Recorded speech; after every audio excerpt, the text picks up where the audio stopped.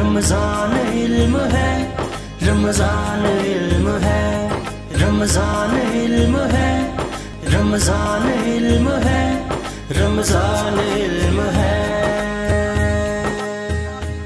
بسم اللہ الرحمن الرحیم۔ اللہم صلی علی سیدنا و مولانا محمد وعلی آلہ و اصحابہ وبارک وسلم وصلی علیہ۔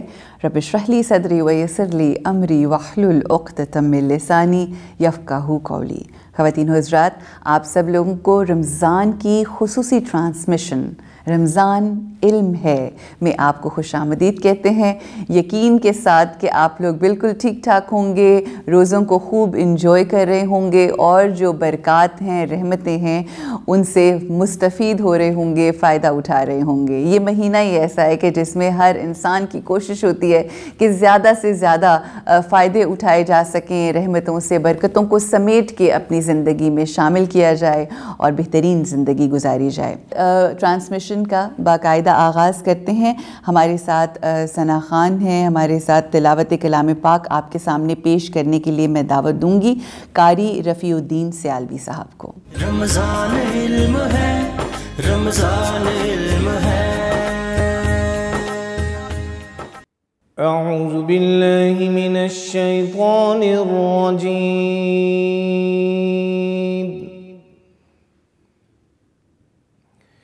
بسم اللہ الرحمن الرحیم۔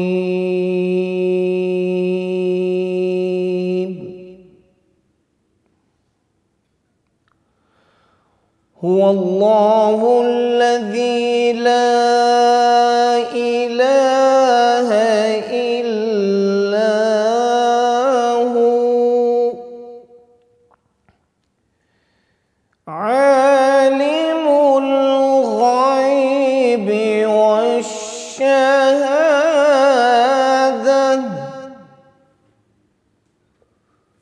هو الرحمن الرحیم۔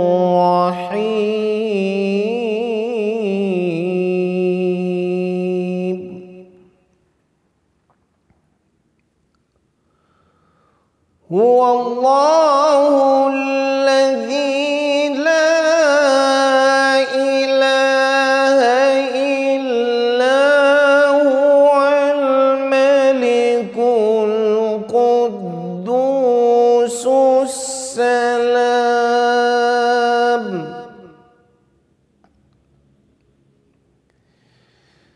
الملك القدوس السلام المؤمن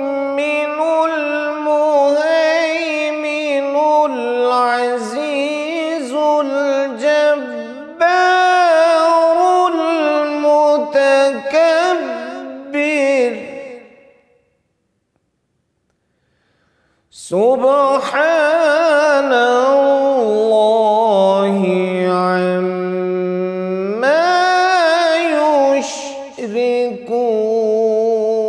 یشرکون۔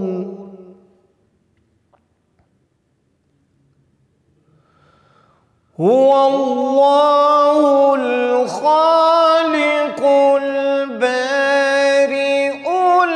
المصور،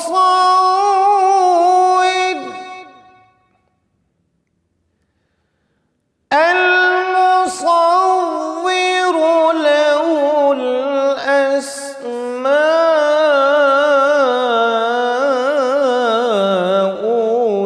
الحسنى، يسبح له ما في السماوات والأرض، وهو العزيز الحكيم۔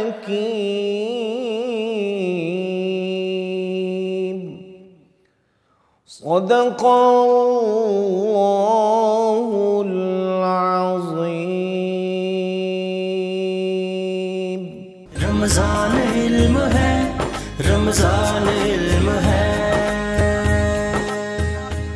جزاک اللہ قاری صاحب، سلامت رہیے۔ اور اب میں درخواست کروں گی ثنا خان اقصیٰ یونس سے کہ وہ نعت رسول مقبول پیش کریں۔ رمضان علم ہے، رمضان علم ہے، آپ سا دونوں جہاں میں نظر آیا ہی نہیں، آپ سا دونوں جہاں میں نظر آیا ہی نہیں، کیونکہ اللہ نے،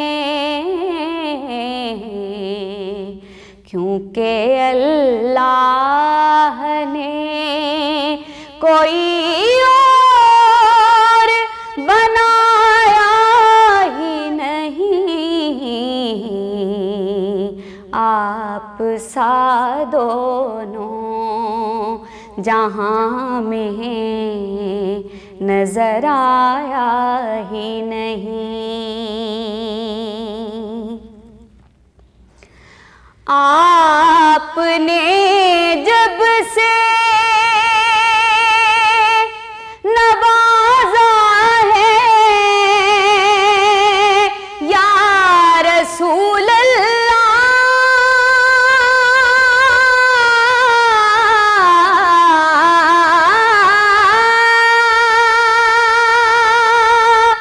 آپ نے جب سے نوازا ہے یا رسول اللہ، میں نے دامن کسی چوکھٹ پہ بچھایا ہی نہیں، میں نے دامن کسی چوکھٹ پہ بچھایا ہی نہیں، کیونکہ اللہ نے کوئی اور بنایا ہی نہیں، آپ سا دونوں جہاں میں نظر آیا ہی نہیں، جو بھی کعبے سے پلٹ آئے مدینے نہ گئے،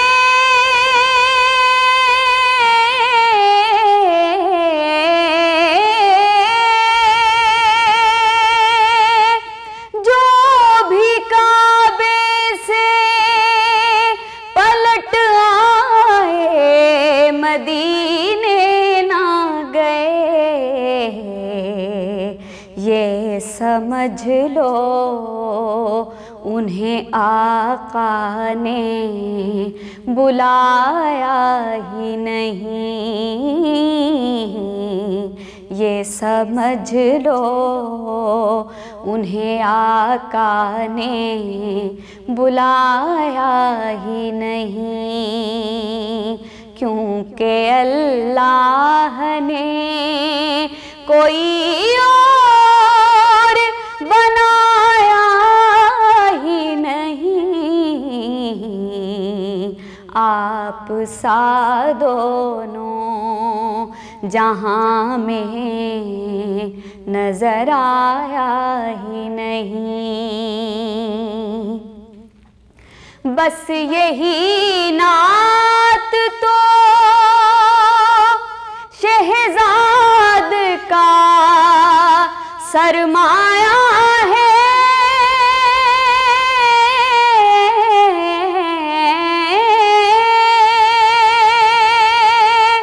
بس یہی نعت ہی شہزاد کا سرمایہ ہے، اس نکمے نے तो कुछ और कमाया ही नहीं, इस निकम्मे ने तो कुछ और कमाया ही नहीं, क्योंकि अल्लाह ने कोई और बनाया ही नहीं, आप सा दोनों जहां में नजर आया ही नहीं। रमज़ान इल्म है, रमज़ान इल्म है। वेलकम बैक जी, खुश आमदीद कहते हैं। रमज़ान इल्म है हमारी खुसूसी ट्रांसमिशन। ये वो ट्रांसमिशन है कि जिसका मकसद ये है कि इल्म की वो रोशनी आप तक पहुंचाई जाए, जिसको अपने अंदर उतार कर हम ख़ुद एक मशल बन के अपनी ज़िंदगी गुजारें। ख़वातीन व हज़रात, एक रोज़ अली इब्न अबी तालिब अलैहिस्सलाम के पास एक शख्स आया और उसने ये सवाल किया कि ये बताइए कि ये जो ज़हनी मरीज़ होते हैं या जो नफ्सियाती तौर पे लोग बीमार होते हैं, इनमें क्या ट्रेट्स होते हैं। तो इमाम ने इरशाद फरमाया कि वो शख्स जो झुक नहीं सकता, वो शख्स जो झूठ बोलता है जब बोलता है, वो शख्स जो अपनी मौजूद जितनी भी बीमारियां हैं या जितनी भी उसकी ऐसी चीज़ें हैं जो वो जानता है कि उसकी कमियां हैं, मगर उसके ऊपर वो सॉरी ना कह सके, वो माजरत ना कर सके, वो शख्स ज़हनी और नफ्सियाती तौर पर बीमार होता है। हमने सोचा कि इसी टॉपिक के हवाले से हम ज़रूर बात करें, क्योंकि अनफॉर्चुनेटली ये ऐसी बीमारी है जिनको होती है उनको अंदाज़ा ही नहीं होता कि उनको है ये बीमारी। तो ये जानते हैं, उसका डायग्नोसिस करना बहुत ज़रूरी है और फिर उसका इलाज क्या है वो भी इंशाल्लाह आज के इस प्रोग्राम में हम डिस्कस करेंगे। रोज़ की तरह आज भी हमारे पहले सेगमेंट में हमारे साथ हमारे बहुत बड़ा नाम है मुल्क का, मेरे लिए तो मेरे भाई हैं, कासिम भाई शाह साहब मौजूद हैं। अस्सलाम वालेकुम। वालेकुम सलाम बहन, कैसे हैं आप? मैं बिल्कुल ठीक ठाक हूँ, आप खैर से हैं? अल्लाह का एहसान अल्हम्दुलिल्लाह। बस अब ये कि जैसे जैसे रोज़े गुजरते चले जा रहे हैं, थोड़ी उदासी भी होती है कि बस अब चंद दिन रह गए। वैसे क्या खूबसूरत रोज़े मिले हैं, आप यकीन कीजिए। इस दफ़ा तो पता ही नहीं लगा रमज़ान का, और शायद भूख लगती भी है, लेकिन देखिए खुदा ने क्या शानदार बंदोबस्त किया हुआ है। इतना अच्छा मौसम मिल गया और इतनी अच्छी सातें मिल गई और अल्लाह ने सादत दे दी रोज़े रखने की। अल्हम्दुलिल्लाह। मुझे लगता है कि वो जो रहमतें और बरकतें होती हैं ना, उससे पेट भर जाता है। बिल्कुल सही बात है, बिल्कुल सही जी। अच्छा, ये जो शाह साहब आप इतने लोगों से इंटरैक्ट करते हैं, इतने बड़े बड़े लोगों के साथ जिन्होंने बहुत कुछ अचीव किया है मतलब दुनियावी लिहाज से, मगर हम देखते हैं कि हमारे माशरे के अंदर जो एक बीमारी जो प्रिवेल करती है, नफ्सियाती बीमारी, ज़हनी तौर पे लोग बीमार होते हैं, बड़ा मुश्किल होता है झुकना। And there are many things. पहले तो ज़रा थोड़ा वाज़िया कर दीजिए कि ये नफ्सियाती बीमारी होती क्या है। अच्छा देखिए बहन, ये एक ऐसा मौजू है जिस पे यकीनन बहुत सा एतराज़ात और ऑब्जेक्शंस मुझ पे आएंगे, और वो ज़्यादातर आते हैं कि शाह साहब आप कोई साइकोलॉजिस्ट तो नहीं है, या आपकी डिग्री तो साइकोलॉजी में नहीं है, लेकिन आप ये ओपिनियंस क्यों दे रहे हैं। तो मैं आप सबसे गुजारिश करूँगा कि ये मेरा एक्सपोजर है, मेरा मुतालिया है, और मेरे ज़िंदगी के 23-24 साल जो प्रोफेशनली गुजरे हैं, उसमें कोचिंग में गुजरे हैं, काउंसलिंग में गुजरे हैं, और कह लीजिए मुख्तलिफ़ तरह के मुशाहिदात मेरी ज़िंदगी के साथ हैं, मेरी ऑब्जर्वेशंस हैं। अल्लाह ने मुझे काम करने का मौका दिया हज़ारों लाखों लोगों के साथ, तो ये मेरा जो एक्सपोजर है मैं उसे बयान करता हूँ। और मैं बिल्कुल दावेदार नहीं हूँ कि जो मैं कह रहा हूँ हतमी बात है। बिल्कुल ठीक। इससे बेहतर बात कोई कर सकता है, इससे बेहतर राय कोई दे सकता है, इससे बेहतर कोई हो सकता है। मैं अपना एक ओपिनियन दे रहा हूँ, अगर आपको पसंद आए बहुत अच्छी बात है, अगर आपको पसंद ना आए आप मुझे माफ़ी दे दीजिए, किसी बेहतर से कोई ओपिनियन ले लीजिए। गुजारिश ये है कि इंसान की जो सेहत है उसको हम सिर्फ जिस्म की सेहत तक महदूद नहीं कर सकते। पहली बात, जिस्म की सेहत जो है उसका ताल्लुक बॉडी के साथ है, और बॉडी के मैकेनिज़म्स के साथ है, बॉडी के जो सारे पार्ट्स हैं उनकी फंक्शनिंग के साथ है। फिर ये सारी कलेक्टिव एक फंक्शनिंग होने के बाद हम मैयर करते हैं कुछ चीज़ों को, जिससे पता लगता है कि वो कितना सेहतमंद है। मसलन एक अच्छा मुआलिज, अच्छा तबीब, अच्छा हकीम, माजी में से भी उठा के देखिए, आज के ज़माने में एक प्रॉपर अच्छा कंसल्टेंट डॉक्टर, अच्छा फिजिशियन, वो आपको कहेगा आपको भूख लगती है, اچھا بھوک ایک سائن ہے کہ آپ کی باڈی فنکشننگ ہے. اگر آپ کو بھوک لگتی نہیں ہے تو یہ ایک اچھا سائن نہیں ہے. اچھا پھر وہ دیکھے گا, وہ کہے گا کہ بتائیے آپ کو ہر وقت تھکاوٹ کا احساس تو نہیں رہتا, یہ ایک بڑا سائن ہے جی. پھر وہ کہے گا کہ آپ کا وزن تو نہیں بہت زیادہ کم ہو رہا. پھر وہ آپ کو کہے گا کہ آپ کی جو سکن ہے اس کا گلو بتاتا ہے کہ کتنا کوئی ہیلدی ہے, کوئی ہیلدی نہیں ہے. بالکل ٹھیک. اچھا اب مجھے یاد ہے ایک دفعہ کہ ہم فیملی ساری ایک دفعہ بیگم صاحبہ کو چیک کروانا تھا, تو ہم سارے بچے بھی ساتھ تھے, میں بھی ساتھ تھا. تو ڈاکٹر کے پاس گئے تو وہ ڈاکٹر صاحب جو تھے انہوں نے ہم سب کو دیکھا تو انہوں نے کہا جی کیا ہوا ہے؟ میں نے کہا جی یہ مریض ہے. تو ان کو سمجھ آ گیا کہ یہ جو ان کا پرابلم ہے یہ پرابلم کچھ سٹریس کی وجہ سے ہے. اچھا تھوڑی سٹریس تھی ان کو. تو اس کا تعلق پیٹ کے ساتھ نہیں, وہ پیٹ کا ڈاکٹر تھا بیسیکلی. ہمیں گیسٹرولوجسٹ کے پاس گئے تھے. تو ڈاکٹر صاحب نے پھر ایک بڑا اچھا جملہ بولا. انہوں نے کہا جی فوری طور پہ کہوں تو مجھے لگ رہا ہے شاہ صاحب اور یہ جو آپ کا بیٹا ہے نا مجھے بیمار لگے تھوڑے سے. اچھا تو میں نے کہا جی آپ کو میں کیوں لگاؤں؟ انہوں نے کہا جی آپ کی آنکھوں کی سوجن بتا رہی ہے کہ آپ کی کوئی صحت. میں کہا جی میری نیند کا مسئلہ ہے. ان کے جی کیا نیند پوری نہیں ہوتی؟ میں کہا نہیں, نیند میری اللہ کا شکر ہے مجھے بغیر کسی میڈیسن کے بغیر گولی کے خود بخود نیند آتی ہے, لیکن میری نیند کم زیادہ ہوتی رہتی ہے میرے ٹاسک, میری ذمہ داریوں اور میری فکر مندی کی وجہ سے. پھر میری ایک عجب عادت اسٹوڈنٹ لائف سے تھی, میں رات کو اچانک اٹھ جاتا تھا اور پھر پڑھتا تھا, مطالعہ کرتا تھا, کبھی عبادت بھی کر لیتا تھا, اللہ توفیق دے دیتا تھا جائے نماز پہ کھڑے ہونے کی. دیکھا جائے اگر آپ علم حاصل کر رہے ہیں لوگوں کو دینے کے لیے یہ اٹسیلف عبادت ہے. تو کہہ لیجئے کہ یہ سارے کا سارا ایک میرا ایک باڈی کلاک اس طرح کی بن گئی کہ میں رات کو اگر اٹھوں تو پھر اٹھ جاتا, پھر میں لیٹا نہیں رہتا. پھر اٹھ کے میں آدھا پونا گھنٹہ ہل جل شروع ہو جاتی ہے میری, میں اس کو بیٹھ کے نہیں گزار سکتا, لیٹ کے نہیں گزار سکتا. اچھا اب واپس آتا ہوں, اس سکن گلو جو کر رہی ہے وہ بتاتی ہے کتنا کوئی ہیلدی ہے. میں ایک روکنا چاہوں گی, بڑی قطع کلامی معاف, مگر میں ایک بات یہاں پر ضرور کہنا چاہوں گی. دیکھیں اس طرح کے انٹرویوز اور انشاءاللہ ایک دن میں نے شاہ صاحب کو بٹھا کے کوئی ٹاپک پہ بات نہیں کرنی. I am going to take his interview and I want to know him in side out کہ یہ بیسکلی جو اتنی دنیا کو بدلنے والا انسان ہے یہ خود سے اندر سے کیا ہے. تو یہ ہم ایک اسپیشل کریں گے. مگر یہاں رک کے ایک بات جو میں کہنا چاہتی ہوں, اور یہ ہر بات کے اندر سے آپ کچھ سیکھ سکتے ہیں. شاہ صاحب نے جب بھی اپنی بیگم کا ذکر کیا ہے ہمیشہ بیگم صاحبہ کر کے بلایا ہے, اور یہ رشتوں کی خوبصورتی اور کامیابی کی نشانی ہے کہ آپ کس طرح سے اپنے اسپاؤس کو عزت دیتے ہیں. تو یہ جو عزتیں ہوتی ہیں نا جب آپ لوگوں کو دیتے ہیں, اپنے ان قریبی رشتوں کو دیتے ہیں, پھر لوگ سوال کرتے ہیں کہ آپ کے پاس اتنی عزت کیسے آئی. تو یہ جواب ہے کہ جب آپ اپنوں کو عزت دیتے ہیں نا تو اللہ اپنی جناب سے آپ کی عزتوں میں اضافہ فرماتا ہے. بہت شکریہ. جو بہن بات کر رہے تھے جسم کی صحت کی, یہ میں نے کچھ جنرل سائنس بتائے, اور بھی بہت سے ہیں لیکن مطلب کچھ جو ہیں وہ کہہ لیجیے نبض سے اندازہ لگا لیتے ہیں. ایک بڑے اچھے حکیم صاحب ہیں, وہ صبح کا جو فرسٹ یورین ہوتا ہے اس کو دیکھ کے مکمل سکین کر لیتے ہیں. اچھا, بڑے اچھے دوست ہیں. اب یہ سب کے سب کہہ لیجیے کہ فن ہے جس کے ذریعے جسم کی صحت کا پتہ لگتا ہے. اچھا اب آ جاتے ہیں کہ آپ کی ایک سول کی صحت ہے, آپ کی روح کی صحت ہے, پھر آپ کی دل کی صحت ہے, قلب جسے کہتے ہیں. آج کا کیونکہ موضوع ہے ذہنی صحت, تو مائنڈ جو ہے آپ کا یعنی برین, اس کے فنکشن کا نام مائنڈ ہے. تو دیکھنا پڑتا ہے کہ کوئی کتنا صحت مند دماغ ہے, ذہن. تو اس کے کچھ سائنس ہیں, آپ اجازت دیں تو میں وہ آپ کے ساتھ کئی سائنس ہیں, میں کچھ سائنس کی آج بات کروں گا. ایک بات یاد رکھیے گا, جو جتنا صحت مند ہوتا ہے اس کو سمجھانے کے لیے امام غزالی نے کیمیاء سعادت میں بڑی اچھی مثال دی. انہوں نے فرمایا کہ جو پینڈولم ہے وہ پینڈولم ادھر جاتا ہے لیکن واپس آتا ہے. صحت مند ذہن وہ ہے جو خوش ہوتا ہے, غمگین ہوتا ہے لیکن واپس آ جاتا ہے. جو خوش ہو کے صرف خوش ہی رہ رہا ہے, گاؤں میں نہیں ہوتے چلے وسی جا رہے ہیں سارے, یہاں ہر وقت غمگین رہنے لگ پڑا, نارمل نہیں ہے. نارمل وہ ہے جو خوشی اور غم کے درمیان میں کہیں پر ایک مطمئن ہو کے واپس آتا ہے. بیوٹیفل. ایک یعنی کہ کہیں نہ کہیں آپ کا مطمئن ہونا یہ ایک ذہنی صحت کی علامت ہے.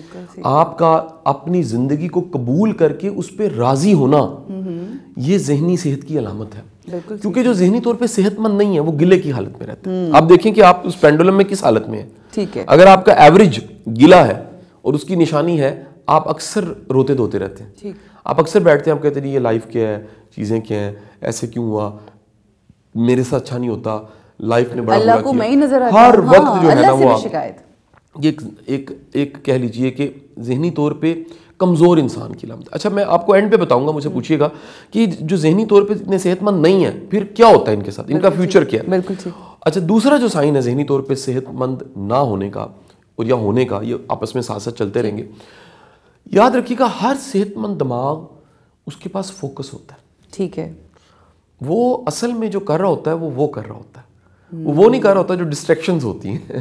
ڈسٹریکشن ہر بندے کی زندگی میں بالکل بالکل. جو ڈسٹریکشنز کے ساتھ بھاگ جاتا ہے وہ رہ جاتا ہے.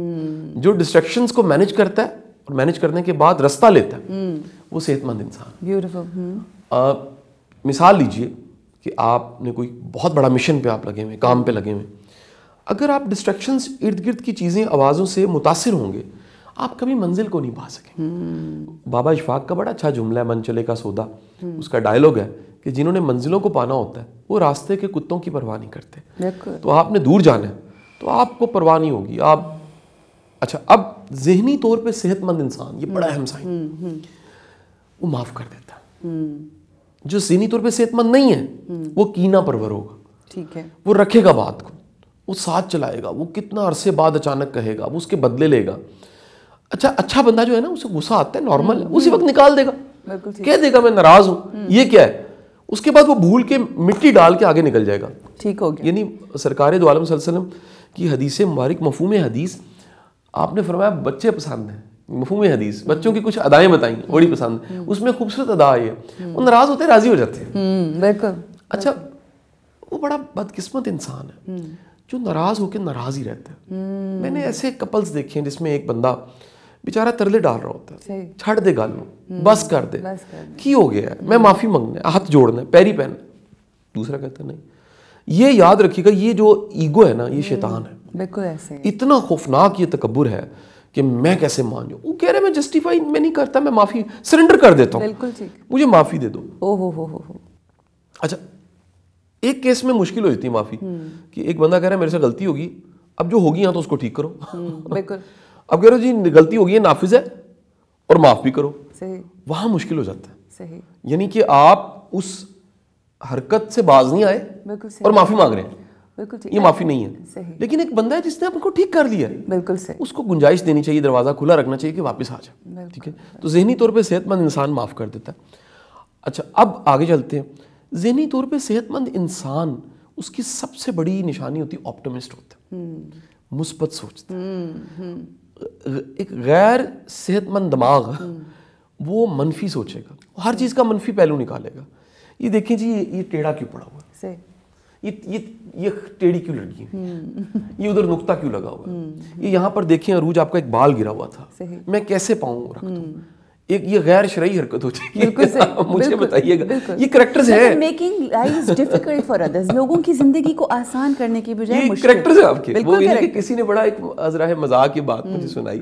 اس نے کہا کہ مولوی صاحب کے پاس ایک شخص فتویٰ لینے چلا گیا. انہوں نے کہا جی میں ٹی وی پہ میڈیا پہ جاتا ہوں تو مجھے ڈر ہے کبھی کبھی میرے سے ایک غیر شرعی حرکت ہو جاتی ہے. تو انہوں نے کہا جی کیا. انہوں نے کہا جس کرسی پہ میں بیٹھتا ہوں بعض اوقات اس سے میرے سے پہلے جو گیسٹ ہے فیمیل بیٹھی ہوتی ہیں, اور بعض اوقات میں نے دیکھا ہے کہ جب میں بیٹھنے لگتا ہوں تو اس کرسی پہ اس محترمہ کا بال گرا ہوتا ہے, تو اس بال پہ میں بیٹھ جاتا ہوں. تو یہ شرعی طور پہ یہ کوئی غیر اسلامی حرکت تو نہیں ہے. اب یہ ایک ذہنی مریض کی علامت ہے, یہ نارمل بندہ نہیں ہو سکتا. ایک بات یاد رکھیے گا, صحت مند دماغ صحت مند چیزیں سوچتا ہے, صحت مند مستقبل کو سوچتا ہے. صحت مند دماغ آنے والے وقت پہ امید رکھتا ہے, امید باندھ کے رکھتا ہے, وہ آپٹمسٹ ہوتا ہے. دیکھیں جنت کیا ہے, ایک حقیقت ہے, اس میں کوئی شک نہیں, لیکن امید بھی ہے بالکل کہ جانے کا آگے انتظار ہو رہا ہے, کہیں بالکل آگے انعام ملنا ہے. بالکل. اچھا شاہ صاحب یہ بتائیے کہ نفسیاتی جو بیمار ہوتا ہے شخص, اس کا اپنی نفسیاتی بیماری کو ایکسیپٹ کرنا کتنا ضروری ہے اپنے آپ کو ٹھیک کرنے کے لیے, اور کس طرح سے علاج کیا جا سکتا ہے ایسے لوگوں کا؟ اچھا بہن, سب سے مشکل علاج اس شخص کا ہے جس میں ایگو ہے. بالکل ٹھیک. وہ مانے گا ہی نہیں. ایک بڑا مزے کا میں نے ایک بلاگ پڑھا, اس میں امریکہ کے کسی رائٹر نے لکھا تھا. اس نے کہا کہ 100 لوگ کلاس میں موجود تھے, تو وہاں اناؤنس کیا گیا کہ 100 لوگوں میں سے اگر کہیں 100 ہوں تو 3 جو ہیں وہ ذہنی طور پہ نارمل نہیں ہوتے. اچھا. وہ ذہنی طور پہ صحت مند نہیں ہوتے, 3. ٹھیک. تو فوری طور پہ سب کو کہا گیا کہ آپ کے ذہن میں فوراً کیا خیال آیا؟ تو 97 کے دماغ میں آیا ہم تو نہیں ہیں، یہ نارمل تھے. جو ریفلیکٹ کر سکتا ہے وہ نارمل ہے. کتنی بڑی بات. 3 کو آیا ساری دنیا ہوگی، ہم نہیں ہو سکتے. ذہنی طور پہ صحت مند انسان اپنے آپ پہ ڈاؤٹ تھوڑا سا کرتا ہے کبھی کبھی. وہ چیک کرتا ہے کہ میں نے کیا کیا، مجھے کرنا تھا کہ نہیں کرنا تھا، مجھے ریئیکٹ کرنا تھا کہ نہیں کرنا تھا، مجھے اس طرح کا رسپانس کرنا تھا کہ نہیں. اسے پچھتاوا ہوتا ہے. اچھا پچھتاوا ایک حد تک نا، ایک تو بیماری ہے پچھتاوا. ٹھیک ہے. اچھا پھر ایک بات یاد رکھیے گا، ذہنی طور پہ صحت مند انسان چینج کو ایکسیپٹ کر لیتا ہے. بالکل ٹھیک. آنے والی تبدیلیوں کو. جو بندہ چینج لور نہیں ہوتا، ویسے چینج لور بڑا مشکل کام ہے، لیکن جو چینج کو ایکسیپٹ نہیں کر سکتا، جس میں شائنس ہے کہ نہیں میں وہاں جاؤں گی یا جاؤں گا تو کیا ہوگا، سارے مجھے دیکھیں گے. ایک صحت مند انسان، یہ بڑی ایک میں گہری نشانی بتا رہا ہوں، وہ جیسا دیس ویسا بیس بنا لیتا ہے. وہ بڑی تیزی کے ساتھ اپنے آپ کو ویسا کرتا ہے. وہ پڑھے لکھوں میں بیٹھے گا ان کے لیول پہ جا کے کھیلے گا، ان پڑھوں میں بیٹھے گا وہ جٹکی زبان میں بات کرے گا. وہ کسی بھی ماحول میں ہے، اس ماحول کے اندر اس کی کنورژن بڑے آرام سے ہو جائے گی. وہ ٹرانزیشن اس کے لیے ایزی ہوگی. جو تھوڑا سا سٹبن ہے وہ جا کے نا روم میں رومنز کے رول نہیں لگائے گا. بالکل. وہ روم میں جا کے اچھرا کے رول لگائے گا. بالکل صحیح ہو گیا. بالکل. وہ تو اچھرا نہیں ہے. کیا خیال ہے؟ آپ جائیں والز مارٹ اور آپ جائیں دنیا کے مین سٹورز پہ اور آپ جائیں جناب بڑے کسی سٹور پہ اور ادھر جا کے کہیں کہ بانو بازار والے سوٹ نہیں مل رہے. بالکل ادھر تو نہیں ملیں گے آپ کو بانو بازار والے سوٹ. آپ کو اس دنیا اور اس ماحول میں جب آپ فش اینڈ چپس کھا رہے ہیں تو آپ اس کو فش اینڈ چپس کو روٹی کے ساتھ توڑ کے کھانا چاہتے ہیں نا، وہ نہیں بنا ہوا اس کے. بالکل صحیح. آپ کو کانٹا پکڑنا ہے، پھر آپ کو پتہ ہے کس ہاتھ سے پکڑنا ہے، کدھر سے چھری پکڑنی ہے، کیسے کھانا ہے، کیسے منہ میں ڈالنا ہے. جب کھانا ختم ہو جائے تو پھر کیسے کانٹا اور چھری رکھنی ہے، اس کا مطلب ہے ختم ہو گئی. وہ پھر ویسا ہو جاتا ہے. لیکن وہ جب جھٹکے انداز میں بیٹھا ہوتا ہے اس کو یہ کنورژن اس کے لیے بڑی آسان ہوتی ہے. ایک بڑا اچھا جملہ ہے، میں نے کسی زمانے میں شاید براک اوباما کی آٹوبایوگرافی میں پڑھا. اس نے کہا دنیا کے ذہین ترین انسان کی ایک نشانی ہے. ٹھیک ہے. وہ نشانی یہ ہے وہ اپنے فیس کے ایکسپریشنز کو فیو سیکنڈز میں چینج کر سکتا ہے. اچھا ظاہری ایکٹنگ ہے، لیکن یہ کنٹرول دنیا میں سب سے بڑا کنٹرول پتہ کیا ہے؟ آپ کو اپنی کمیونیکیشن پہ کنٹرول ہے. بالکل ٹھیک. بالکل ٹھیک. مطلب آپ دیکھیں جس طرح سے آپ جس سیٹ پہ بیٹھے ہوئے یہاں پر بے انتہا مختلف مزاج کے لوگ آتے ہیں اور کس طرح آپ ایک ہی لیول میں اور ایک سٹائل میں اور ایک ٹون میں ان سے بات نہیں کر سکتے. So you have to have different style اور ڈفرینٹ انداز میں ان کے لیول پہ جا کے ان کو سمجھ کے کرنا ہے. بالکل. یہ بڑی ایک بڑی ہی خوبصورت بات، ذہنی طور پہ صحت مند انسان جو ہے وہ اکیلے بیٹھ کے بور نہیں ہوتا. جو ذہنی طور پہ صحت مند ہے. اچھا یہ بڑی گہری بات. اپنی کمپنی کو انجوائے کرتا ہے. اپنی کمپنی کو انجوائے کرنا سائن ہے کہ آپ صحت مند انسان ہیں. کیونکہ وجہ کیا ہے؟ جب آپ کے ساتھ کوئی نہیں ہوتا تو آپ خود ہوتے ہیں.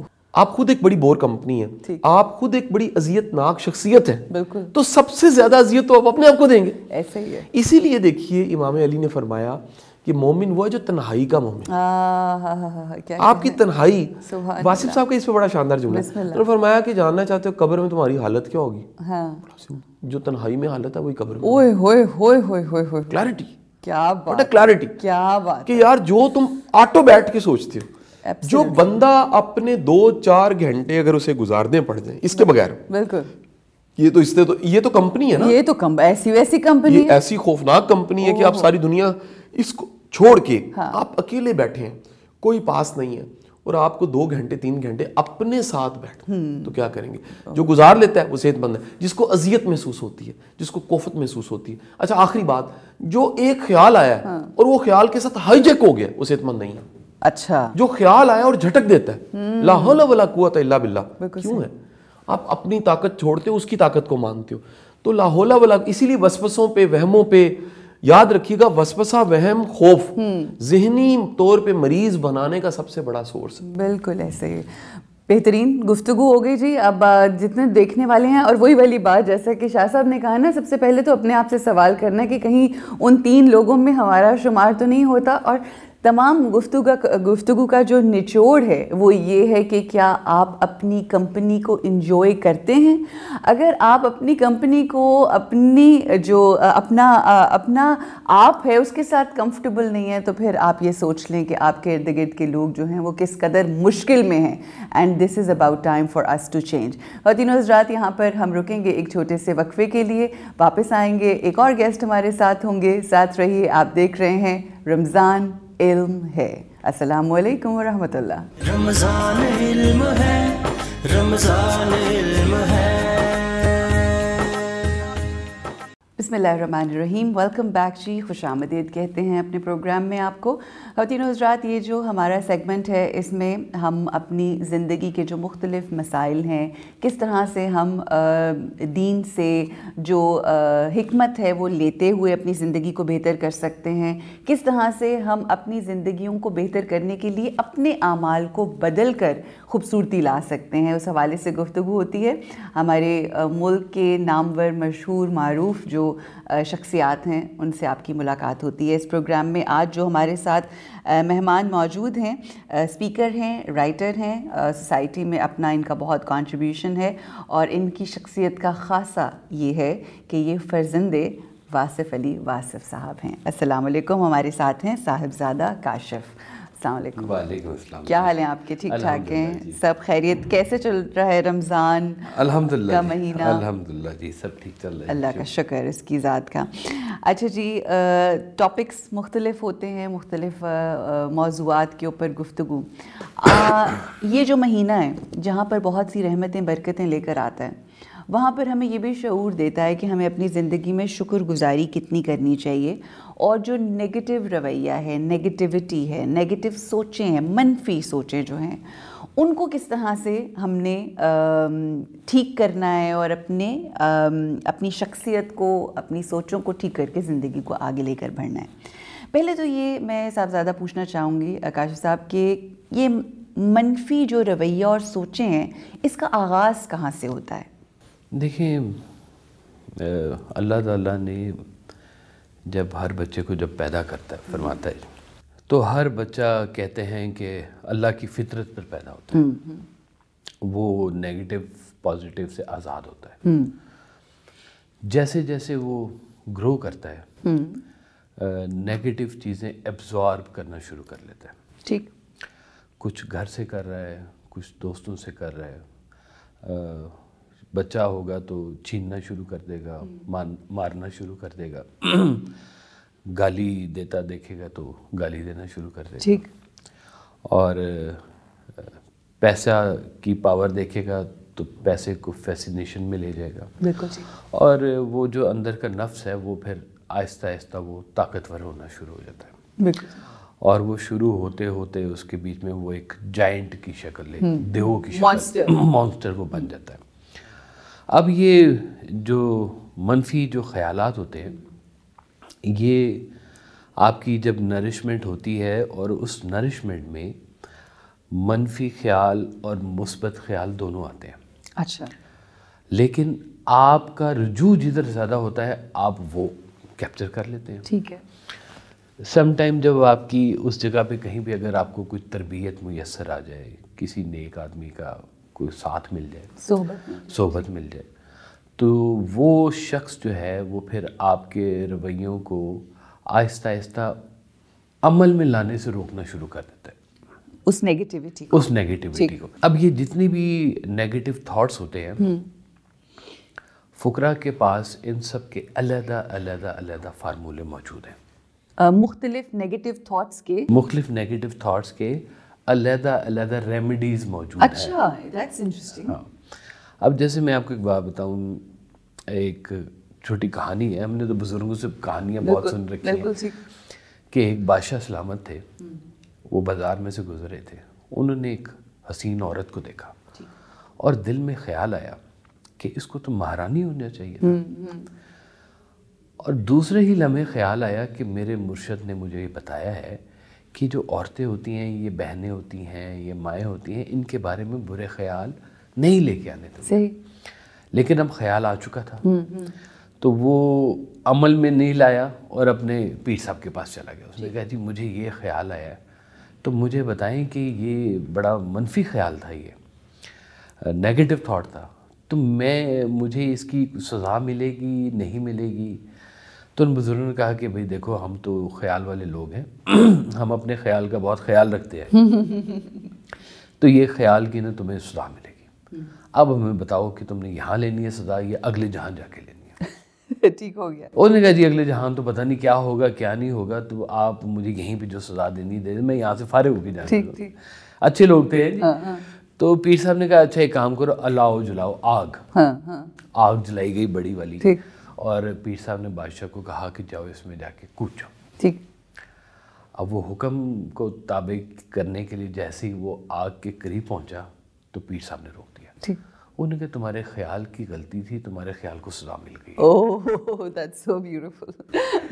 ٹھیک ہے نا, ویری نائس. اب یہ اس کے خیال کو جلا دیا. ٹھیک ٹھیک ٹھیک. خیال میں ہی جلا دیا نا جی. بالکل بالکل ٹھیک. تو اس طرح سے لوگ کروایا کرتے تھے, چھوٹے چھوٹے سے ایکسرسائزز کروایا کرتے تھے کہ اگر یہ خیال آئے درود شریف پڑھا کرو, ایسے آئے یہ کیا کرو. تو یہ ساری چیزیں اپنی اپنی جگہ پر موجود ہیں. اب ان سب کے اوپر, ان ساری پریکٹسز کے اوپر ایک چیز جو ایسی ہے جو اتنی حاوی ہو جاتی ہے کہ جتنے بھی نیگیٹو تھاٹ ہیں وہ اس کے بیچ میں کور ہو جاتے ہیں. اچھا وہ کیا؟ اور وہ ہے محبت. اچھا. جب آپ کو محبت عطا ہوتی ہے تو محبت آپ کو یکسوئی دیتی ہے. اچھا.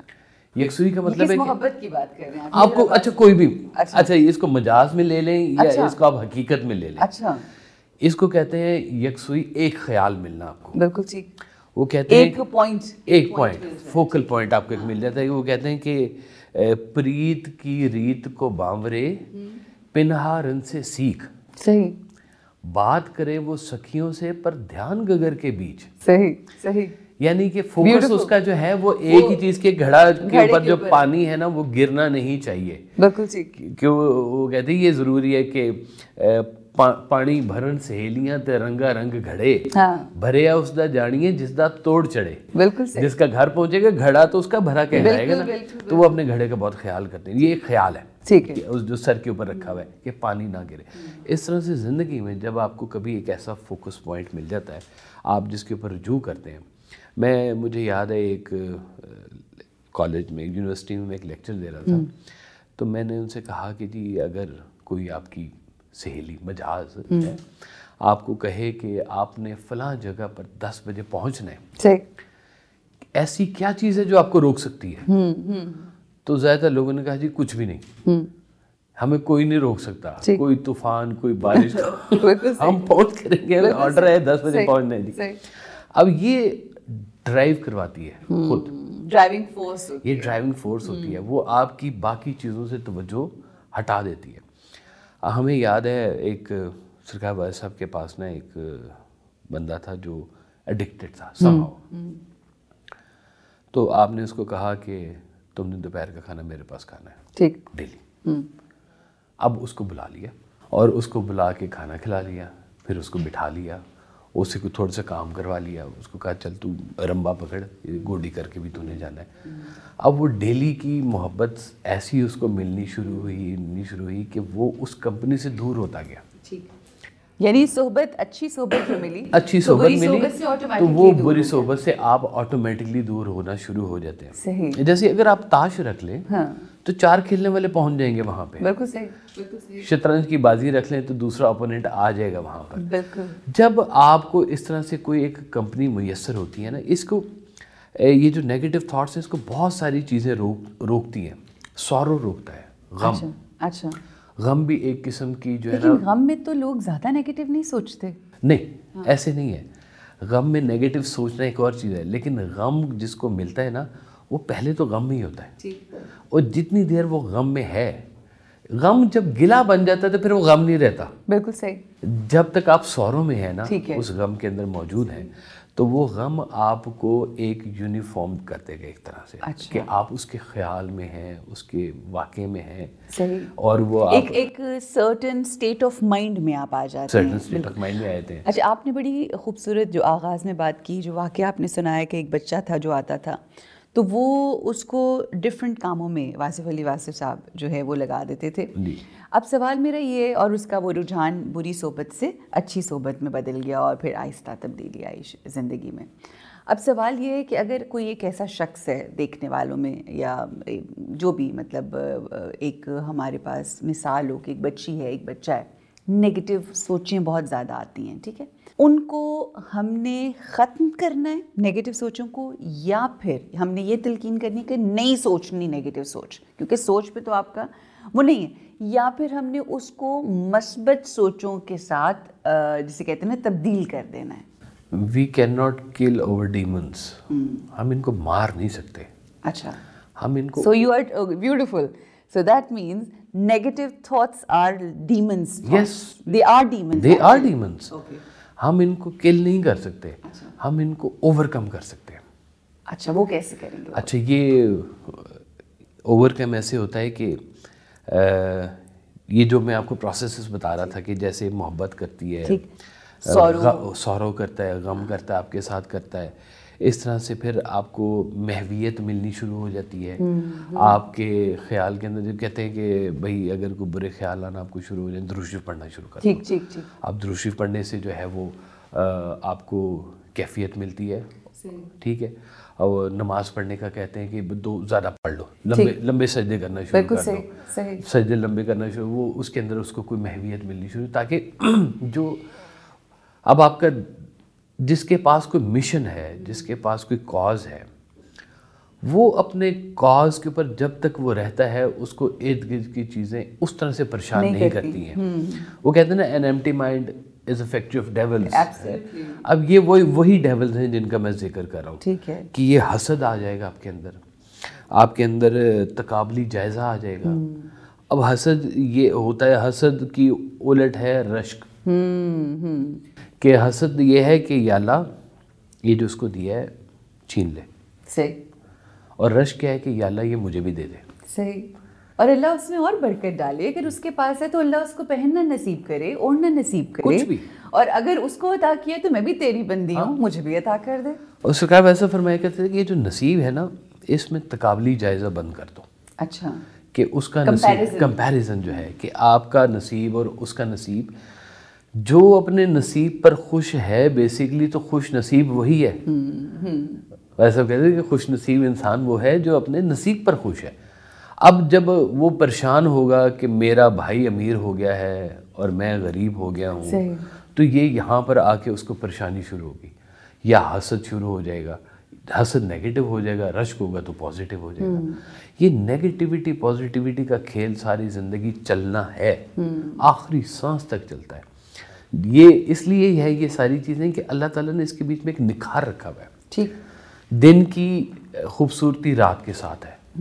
آپ ان ایریاز میں چلے جائیں جہاں پہ 6 مہینے دن ہوتا ہے, 6 مہینے رات ہوتی ہے. ناروے سے آگے کے جو ایریاز ہیں جی, ایک عجب سا وہاں کے لوگوں کی زندگی ہوئی بھی ہوتی ہے کہ وہ گہرے پردے لگا کے رکھتے ہیں گھروں کے اوپر, تاکہ اپنی ٹائم سے حساب لگاتے ہیں کہ اچھا اب صبح ہو گئی, اب سو جاؤ, کیونکہ سورج نے تو جانے نہیں ہے نیچے, وہ تو وہیں کا وہیں کھڑا ہوا ہے سائڈ پہ.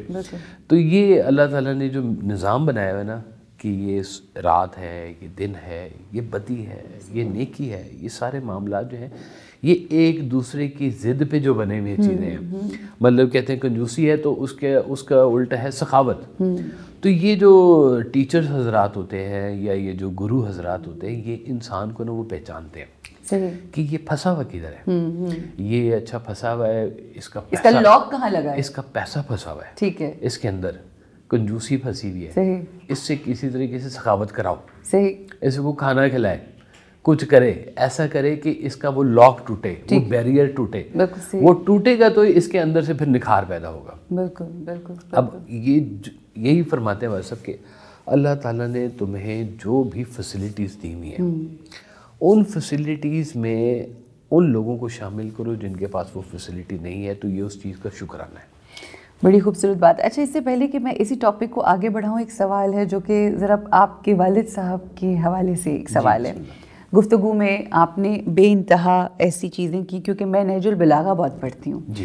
تو جو واصف علی واصف صاحب کی جو آپ بیانات کرتے ہیں اس پہ مجھے لگتا ہے کہ جیسے بہت زیادہ انفلوئنس ہے امام علی کی ذات کا. تو ان کے ساتھ کیا ربط تھا اور کیا ان کا تعلق واسطہ تھا امام علی کے ساتھ؟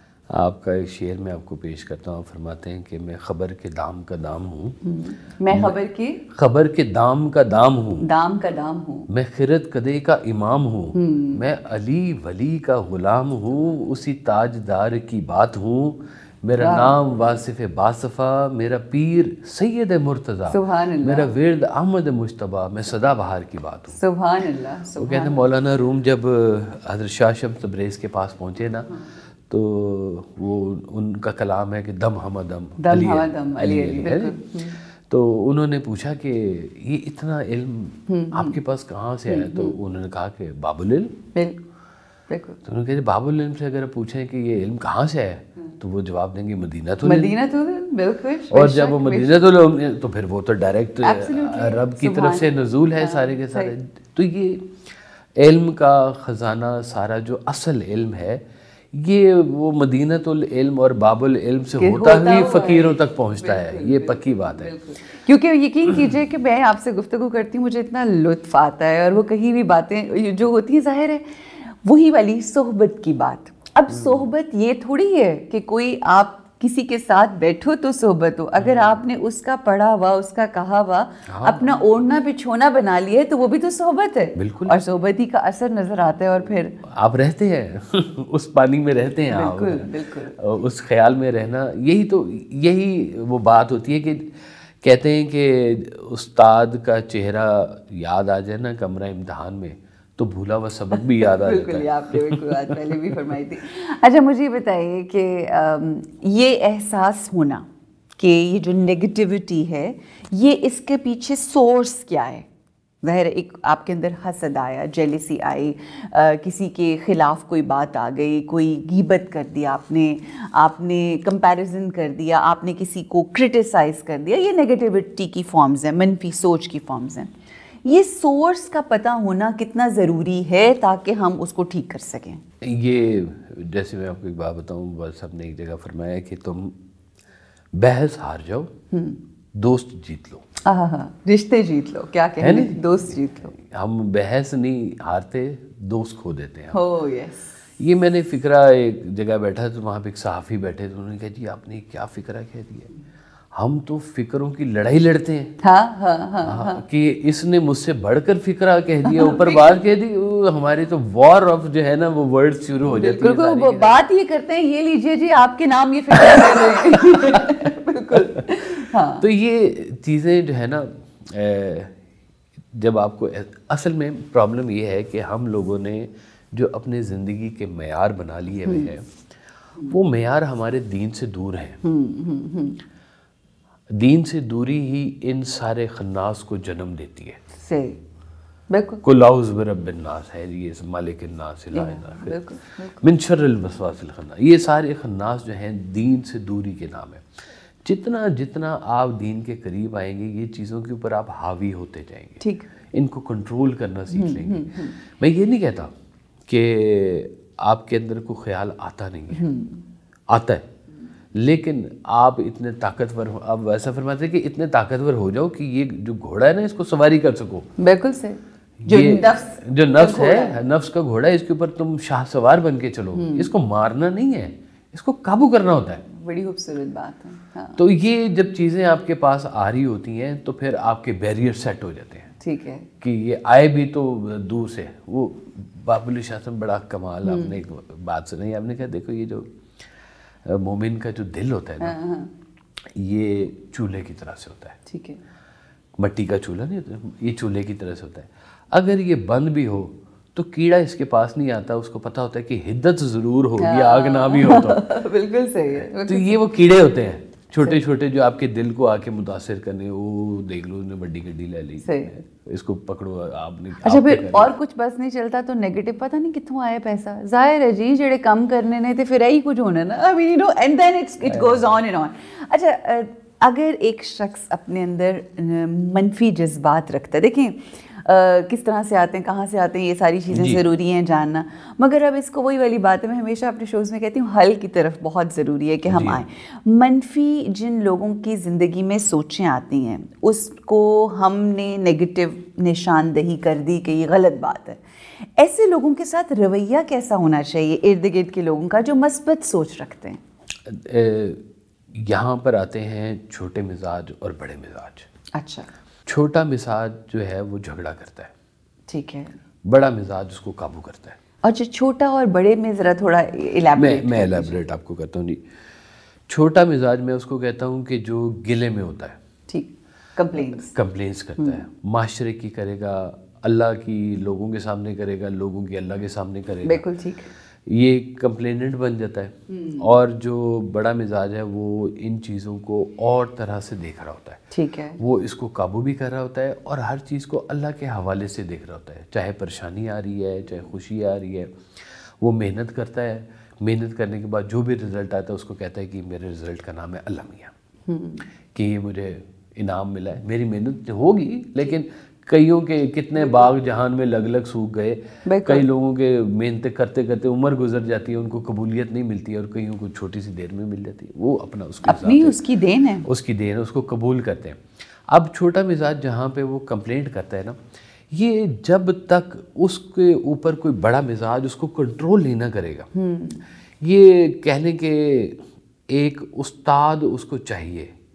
وہ استاد اس کا دوست ہو سکتا ہے, وہ استاد اس کا واقعی والا استاد ہو سکتا ہے, اس کا کوئی پیر و مرشد ہو سکتا ہے, یا کوئی ایسی صحبت ہو سکتی ہے, یا ایسا کوئی انسیڈنس ہو سکتا ہے کہ جس میں جو ہے نا وہ ایک صاحب کا واقعہ سرکار نے سنایا کہ بڑے رنگین مزاج تھے, تو وہ لوگوں نے دیکھا کہ کچھ عرصے کے بعد وہ تبدیل ہو گیا, نماز آ گئی اور معاشرے میں تبدیلی آ گئی. تو لوگوں نے پوچھا کہ یہ کیا ہوا تمہیں ایک دم سے؟ انہوں نے کہا جی مجھے میرا پیر مل گیا. انہوں نے کہا اچھا کون ہے؟ ہمیں بھی ملا, پیر صاحب اتنے اچھے ہیں تو بدل ہی گئے سارے کے سارے. انہوں نے کہا جی میرے گھر بیٹی آ گئی. کیا کہنے, اب یہ بھی ایک انداز ہوتا ہے کہ اللہ تعالیٰ کبھی ایسے کرنے سے بھی, وہ کسی نے پوچھا کہ ویسا بھی آنکھ میں حیا کب آتی ہے, تو آپ نے فرمایا جس دن تمہاری آنکھ میں تمہاری بیٹی کا چہرہ آ جائے تمہاری آنکھ میں حیا آ جاتی ہے. بالکل صحیح. اور یہ جو آنکھوں کی حیا اور بے حیائی یہ آنکھوں میں نظر آ جاتی ہے. بالکل آتی ہے, بہت زیادہ آتی ہے. اچھا یہ عورتوں کی نظر میں بھی آتی ہے, اگر حیا والی عورت ہے اس کی آنکھ میں بھی نظر آئے گی, بے حیا ہے تو اس کی بے حیائی بھی نظر آئے گی, and it vice versa even for the man. بالکل. تو یہ دونوں میں جب یہ نظر آ رہی ہوتی ہے تو پھر وہاں پہ نا یہ استاد ایک کھڑا ہوتا ہے, ٹھیک ہے, جو آپ کو یہ تربیت کرواتا ہے, چاہے وہ ایک ایک کر کے ان چیزوں کو ٹھیک کروائے, یا آپ کو کہے کہ اب نہ کوئی زمین ہے, اب نہ زمین نہ وہ زماں, اب نہ مکین نہ وہ مکان, تو نے جہاں بدل دیا آ کے میری نگاہ میں, کہ وہ نگاہ میں آ کے بیٹھ جاتا ہے. اور وہ نگاہ سے تو دیکھیں کتنے سارے پرابلم شروع ہو جاتے ہیں. صحیح, شروع بلکہ ہوتے ہی نگاہ سے ہیں. بالکل ایسا ہی ہے. سماعت آپ کے جو ہیں, یہ سماعت آپ آنکھیں تو بند کر سکتے ہیں, کان تو نہیں بند کر سکتے, کان نے سننا ہی ہے. تو کانوں کی سماعت آپ پہ اثر کر رہی ہے.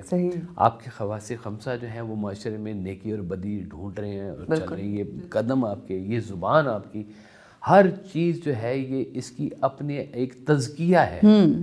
یہ ساری چیزیں نفس بھی ہو سکتی ہیں اور یہ ساری چیزیں نور بھی ہو سکتی ہیں. بالکل ٹھیک ہو گیا کہ آپ اس کو, جس طرح آج انٹرنیٹ کے اوپر, یوٹیوب کے اوپر ہمارا چینل چل رہا ہے, یوٹیوب کے ذریعے اگر ہم دیکھیں تو وہاں پر نگیٹیوٹی بھی پڑی ہوئی ہے, پازیٹیوٹی بھی پڑی ہوئی ہے. اٹس اپ ٹو یو کہ آپ نے کس صحبت میں یا کس جگہ پہ جانا ہے. اچھا سو آپ کی گفتگو نے جو مجھے سمجھایا ہے وہ یہ کہ ہم صحبت ایسی ڈھونڈیں, ایسے لوگوں میں رہیں, وہ والی ساری گفتگو.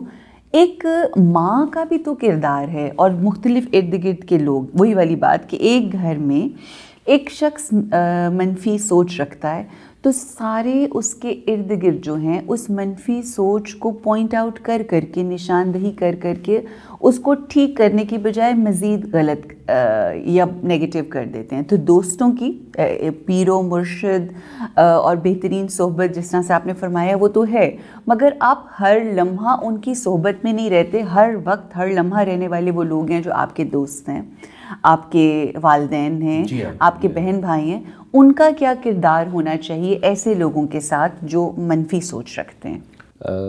میں پھر یہی کہوں گا کہ یہ سوچ ہوتی ہے, یہ انسان نہیں ہوتا پورا. صحیح. سوچ کو تبدیل کیا جا سکتا ہے.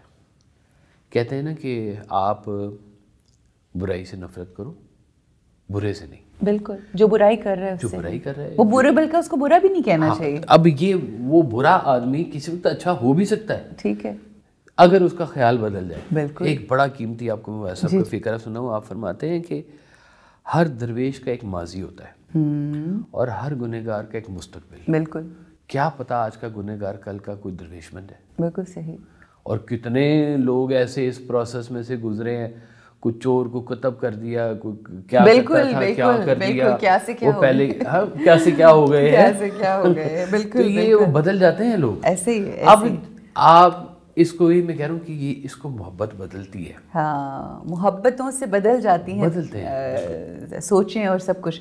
آخر میں صرف وہ لوگ جو منفی سوچ رکھتے ہیں ان کی زندگی میں کیا چیلنجز آ جاتے ہیں, تاکہ کم از کم انہی کو جان کے ہم اپنی سوچوں کے رخ کو تبدیل کر دیں. کیا نیگیٹو سوچیں رکھنے والوں کی زندگی میں کون سے مسائل, کون سی مشکلات؟ سب سے پہلی چیز جو ان کو ٹکرتی ہے, جو منفی سوچ رکھنے والوں کو, وہ سب سے پہلے ہوتا ہے ان کی زندگی میں اضطراب.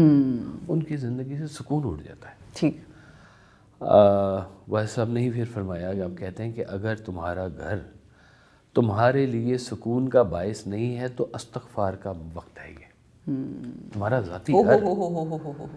ذاتی گھر اگر تمہارے لیے سکون کا باعث نہیں ہے تو استغفار کا وقت ہے. یہ کہ اللہ سے معافی مانگو, کیا غلطی ہو گئی یا اللہ, کس چکر میں پھنسا دیے, میری غلطی ہے, کسی کی غلطی, اور گاڑیاں دو جا رہی ہیں اور غلطی کسی کے ہو, ٹکر تو دونوں کو لگ گئی نا. بالکل بالکل بالکل بالکل بالکل. اب یہ جو ایکسیڈنٹس ہیں یہ بھی کہیں سے کوئی پروسیس ہو کے آ رہے ہیں, وہ پتہ نہیں کہاں سے چلا آپ کو ٹکر مارنے کے لیے. صحیح صحیح. ٹھیک ہے نا جی.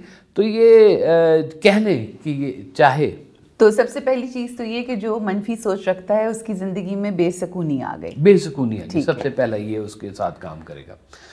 دوسرا, یہ بے سکونی چلتے چلتے چلتے عمل پہ اتار دیتی ہے.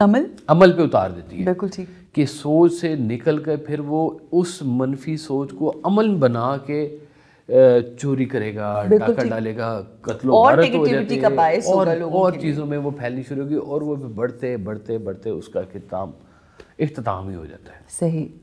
تو یہ اس کی زندگی کا سب سے پہلے, یعنی کہ جو شخص آپ کو بڑا کوئی مضطرب نظر آئے, یہ ایسے نظر آئے, تو ٹھہر جاؤ بھائی, تھوڑی دیر رک جاؤ, کچھ سوچ لو. کہاں بھاگی جا رہے ہو تم؟ پیسے کے پیچھے بھاگی جا رہے ہو, زندگی بنا لی ہے تم نے پیسہ, تو تم نے جانا نہیں ہے, کدھر دھیان پڑا ہوا ہے تمہارا؟ سکندر اعظم تک تو سب کچھ ساری ظاہر ہے جتنی دنیا گزر کے گئی سب کچھ باہر چھوڑ کے چلی گئی. اور حضرت فرید الدین عطار رحمۃ اللہ علیہ کا ایک واقعہ ہے کہ وہ ایک آگے ان کے پاس درویش, انہوں نے کہا اللہ کے نام پہ پیسے دو. انہوں نے کہا ٹھہر جا بابا صبر کر. ایک دفعہ کہا, دو دفعہ کہا, تیسرا بابا نے نا ذرا غصے سے کہہ دیا. انہوں نے کہا تیرے پاس ٹائم ہی نہیں, تو نے مرنا نہیں ہے. تو انہوں نے کہا کہ مر جاؤں گا, جیسے تو مرے گا ویسے میں مر جاؤں گا. انہوں نے کہا یہ کون سی بات ہے. وہ درویش نے چادر بچھائی, لیٹا, چل دی. تو حضرت فرید العطار نے دیکھا کہ یہ پروسیس کیا ہوا ہے میرے سامنے. تو وہ جو پیسے کی لالچ جو کچھ تھا وہ سارا رک گیا, اور وہ ٹھہر گئے, اور ٹھہر کے انہوں نے سوچنا شروع کر دیا کہ یہ پھر اللہ کے والے لوگ یہ کیا کرتے ہیں. اور پھر ان کا مقام ایسا ہوا اور دین کی خدمت اتنی ہوئی کہ پھر ان کا نام حضرت فرید الدین عطار رحمۃ اللہ علیہ پھر ان کا پڑ گیا. تو زندگی میں یہ دعا مانگنی چاہیے.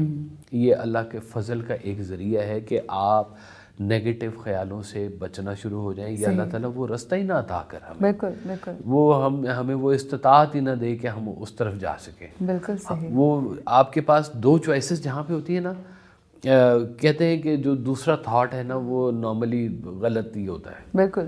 پہلا تھاٹ کے بعد دوسرے تھاٹ کی, جیسے کہتے ہیں کہ جسٹیفیکیشن کا جو دوسرا نام ہے وہ شیطان ہے. آپ کسی چیز کو جسٹیفائی کرنے کی کوشش کر رہے ہیں تو شیطان بول رہا ہے آپ کے پیچھے، اندر سے وہ بول رہا ہے. تو جب آپ کی چیزیں زندگی سے ختم ہونا شروع ہو جاتی ہیں تو آپ کی وہ طہارت بھی اندر آنا شروع ہو جاتی ہے. بالکل صحیح. یہ ممکن نہیں ہے کہ ایک ہی جسم کے اندر جو ہے وہ کنجوسی بھی اور سخاوت بھی ہو. صحیح. اور یہ بھی ممکن نہیں ہے کہ ایک ہی جسم میں، ایک دماغ میں پازیٹیوٹی بھی ہو اور نیگیٹیوٹی ہو. بالکل. سو بیوٹیفلی ایکسپلینڈ. بہت بہت شکریہ صاحبزادہ کاشف صاحب، بہت شکریہ. بڑی خوبصورت گفتگو سنتے ہیں، اور سب سے اچھی جو چیز مجھے لگتی ہے وہ جو صحبت ہے، وہ ہمیں تو نصیب نہ ہو سکی واصف علی واسف صاحب کی، مگر آپ کی موجودگی سے، کیونکہ ذکر ہی آپ بارہا ہر بات میں ان کا کرتے ہیں، تو ہمیں لگتا ہے جیسے ہم انہی کی صحبت میں ہیں. اللہ آپ کو بھی آسانیاں دے، خوشیاں دے، اور یہ خیر کا کام جو ہے اسی طرح سے آگے بڑھتا چلے. آمین. جی جیسا کہ صاحبزادہ کاشف صاحب نے کہا کہ ایک دماغ میں پازیٹیوٹی اور نیگیٹیوٹی اکٹھے نہیں رہ سکتی. جب پازیٹیوٹی آتی ہے، جب حق آتا ہے، تو باطل کو نکلنا ہوتا ہے. تو اگر آپ اپنی نیگیٹو سوچوں سے پریشان ہیں اور اپنی زندگی کے اندر تبدیلی لانا چاہتے ہیں تو پازیٹیوٹی کو لے کر آئیے. پازیٹیو سوچ، اچھا اب اکثر لوگ کہتے ہیں کہ ہر کوئی پازیٹیوٹی کی بات کرتا ہے، تو یہ پازیٹیو سوچ آئے کیسے؟ تو اس کا بھی انہوں نے حل دے دیا کہ آپ پازیٹیو صحبت میں رہیں. جو انفارمیشن آپ لکھیں، اچھا صحبت کا اثر کیا ہوتا ہے؟ آپ جب صحبت میں بیٹھتے ہیں تو ملتا کیا ہے؟ آپ کو فیض ملتا ہے، انفارمیشن ملتی ہے، آپ کو سننے کو ملتا ہے، آپ کو دیکھنے کو ملتا ہے. تو یہ تمام چیزیں سورس آف انفارمیشن ہیں. آپ آج اگر یوٹیوب کو اپنی صحبت بنائے بیٹھے ہیں تو ادھر بھی ایسی چیزیں دیکھیے، ایسے کلمات دیکھیے، ایسے لوگوں کی گفتگو دیکھیے، ایسی ورک شاپس، ایسی کانفرنسز دیکھیے کہ جہاں پر پازیٹیو انفارمیشن دی جا رہی ہے. تو یہ سورس ہو جائے گا، یہ آج کی ماڈرن صحبت ہو جائے گی، اور بہترین طریقے سے اچھی انفارمیشن لے کے اچھی سوچوں کے ساتھ اپنی زندگی گزارنے کا موقع ملے گا. انشاءاللہ اللہ ہمارے بچوں کو منفی سوچوں سے دور کر کے پازیٹیو سوچیں دے، پازیٹیو صحبت دے، تاکہ ایک بہترین معاشرہ تشکیل پا سکے. بے انتہا شکریہ آپ سب لوگوں کا بھی دیکھنے کا. یہاں پہ ہمیں رکنا ہے ایک چھوٹے سے وقفے کے لیے. واپس آئیں گے تو ایک ایجوکیشنسٹ ہمارے ساتھ ہوں گے. ساتھ رہیے. رمضان علم ہے، رمضان علم ہے. بسم اللہ الرحمن الرحیم. ایک بار پھر خوش آمدید کہتے ہیں آپ سب لوگوں کو. خواتین و حضرات، ہمارا جو یہ پروگرام ہے جو آپ دیکھ رہے ہیں، روزانہ رمضان کی خصوصی ٹرانسمیشن رمضان علم ہے. اس میں جس چیز کے اوپر، جس بات کے اوپر ہم لوگوں نے سب سے زیادہ فوکس کیا ہے، اور اگر ہم یہ کہیں کہ جو مرکزی خیال ہوتا ہے کسی بھی کام کو کرنے کا، وہ یہی ہے کہ علم کی روشنی کو دنیا میں پھیلانے کی کوشش کی جائے، اور اس کے لیے ضروری یہ ہوتا ہے کہ ہم علم حاصل کریں. اب اگر علم حاصل کرنے کی بات کریں تو بہترین سورسز کیا ہیں علم حاصل کرنے کے؟ بہترین سورسز یہ ہوتے ہیں کہ آپ یا تو کچھ پڑھیں، کتاب پڑھیں، یا انفارمیشن جو بھی آپ کو مختلف طریقے سے ملتی ہے وہ لیں. اور جب آپ وہ انفارمیشن لیتے ہیں تو پھر آپ کے نظریات بنتے ہیں، آپ کے خیالات بنتے ہیں، اور پھر اس حساب سے اپنی زندگی گزارتے ہیں. اب ہوتا یہ ہے کہ ہم اپنی زندگی میں جب کسی ایک کتاب کو پڑھتے ہیں تو اس سے فائدہ کیا ہوتا ہے؟ اس سے فائدہ ہمیں یہ ہوتا ہے کہ ایک شخص جس نے اپنی پوری زندگی 60 70 80 سال کی زندگی گزاری، اس کے اپنے ایکسپیرینسز تھے، اس کے اپنے مشاہدات تھے، اپنی آبزرویشنز، اور وہ تمام چیزیں وہ قلم بند کرتا ہے جو شاید وہ اپنے الفاظ میں بھی کبھی اپنے دوستوں اپنوں کے ساتھ ایکسپریس نہیں کر پاتا. تو یہ ایک بہترین سورس ہوتا ہے. ہر چیز کا مشاہدہ ہم نہیں کر سکتے، تو یہ کتاب پڑھ کے جو ہمیں علم حاصل ہوتا ہے وہ لوگوں کی کتنی ریاضتوں کا ثمر ہوتا ہے. اس لیے اپنے اس پروگرام میں ہم نے بالخصوص ایک خاص سیگمنٹ رکھا ہے جس میں ہم ہر روز آپ کے ساتھ ایک کتاب شیئر کرتے ہیں، اس کا بک ریویو کرتے ہیں، اور آپ کو انکریج کرتے ہیں کہ کتابوں سے دوستی کر لیں. یہ وہ ایسا دوست ہے جس سے بے وفائی نہیں ملتی، آپ کو اس سے وفا ہی وفا ملتی ہے.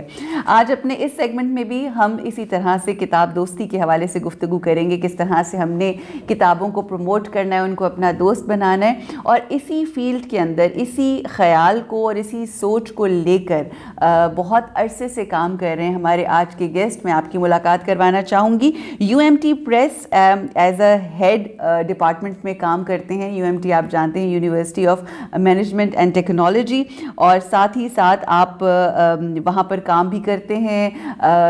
ڈفرینٹ ایک ریڈیو چینل ہے ادھر RJ بھی ہیں, اور تعلیم کے حوالے سے, کتاب کے حوالے سے جسے کہتے ہیں نا, اس کی وکالت کرتے ہوئے ہر جگہ پہ نظر آتے ہیں. ہمارے ساتھ آج موجود ہیں جی احمد سہیل صاحب. السلام علیکم. جی وعلیکم السلام. کیسے ہیں احمد؟ ٹھیک ٹھاک ہیں الحمدللہ رب العالمین. سب سے پہلے تو یہ بتائیے کہ کسی بھی چیز کو ایک مشن کو لے کے آگے بڑھنے کے لیے اس کے لیے پیشنیٹ ہونا بہت ضروری ہے, رائٹ؟ سو یہ پڑھائی تو کیا کہتے ہیں مجبوراً کرنی پڑتی ہے, بٹ یہ کتاب سے دوستی آپ کو کس نے سکھائی؟ دیکھیں, خالق نے جب یہ دنیا جو تھی بنائی, خالق کائنات نے جب تشکیل دیا اس دنیا کو, ایک خاص ترتیب کے ساتھ تشکیل دیا. صحیح. پھر اس نے جو اپنا پیغام تھا وہ ایک کتابوں کی کتب کی شکل میں ہی اس کو کمیونیکیٹ کیا عام انسانوں کے لیے, تاکہ وہ اسے سیکھ سکیں. ظاہری بات ہے ان کتب کا جو نزول تھا وہ ان کے خاص جو چنے ہوئے لوگ تھے ان کو سلیکٹ کیا اور ان کے اوپر کتب کا نزول ہوا.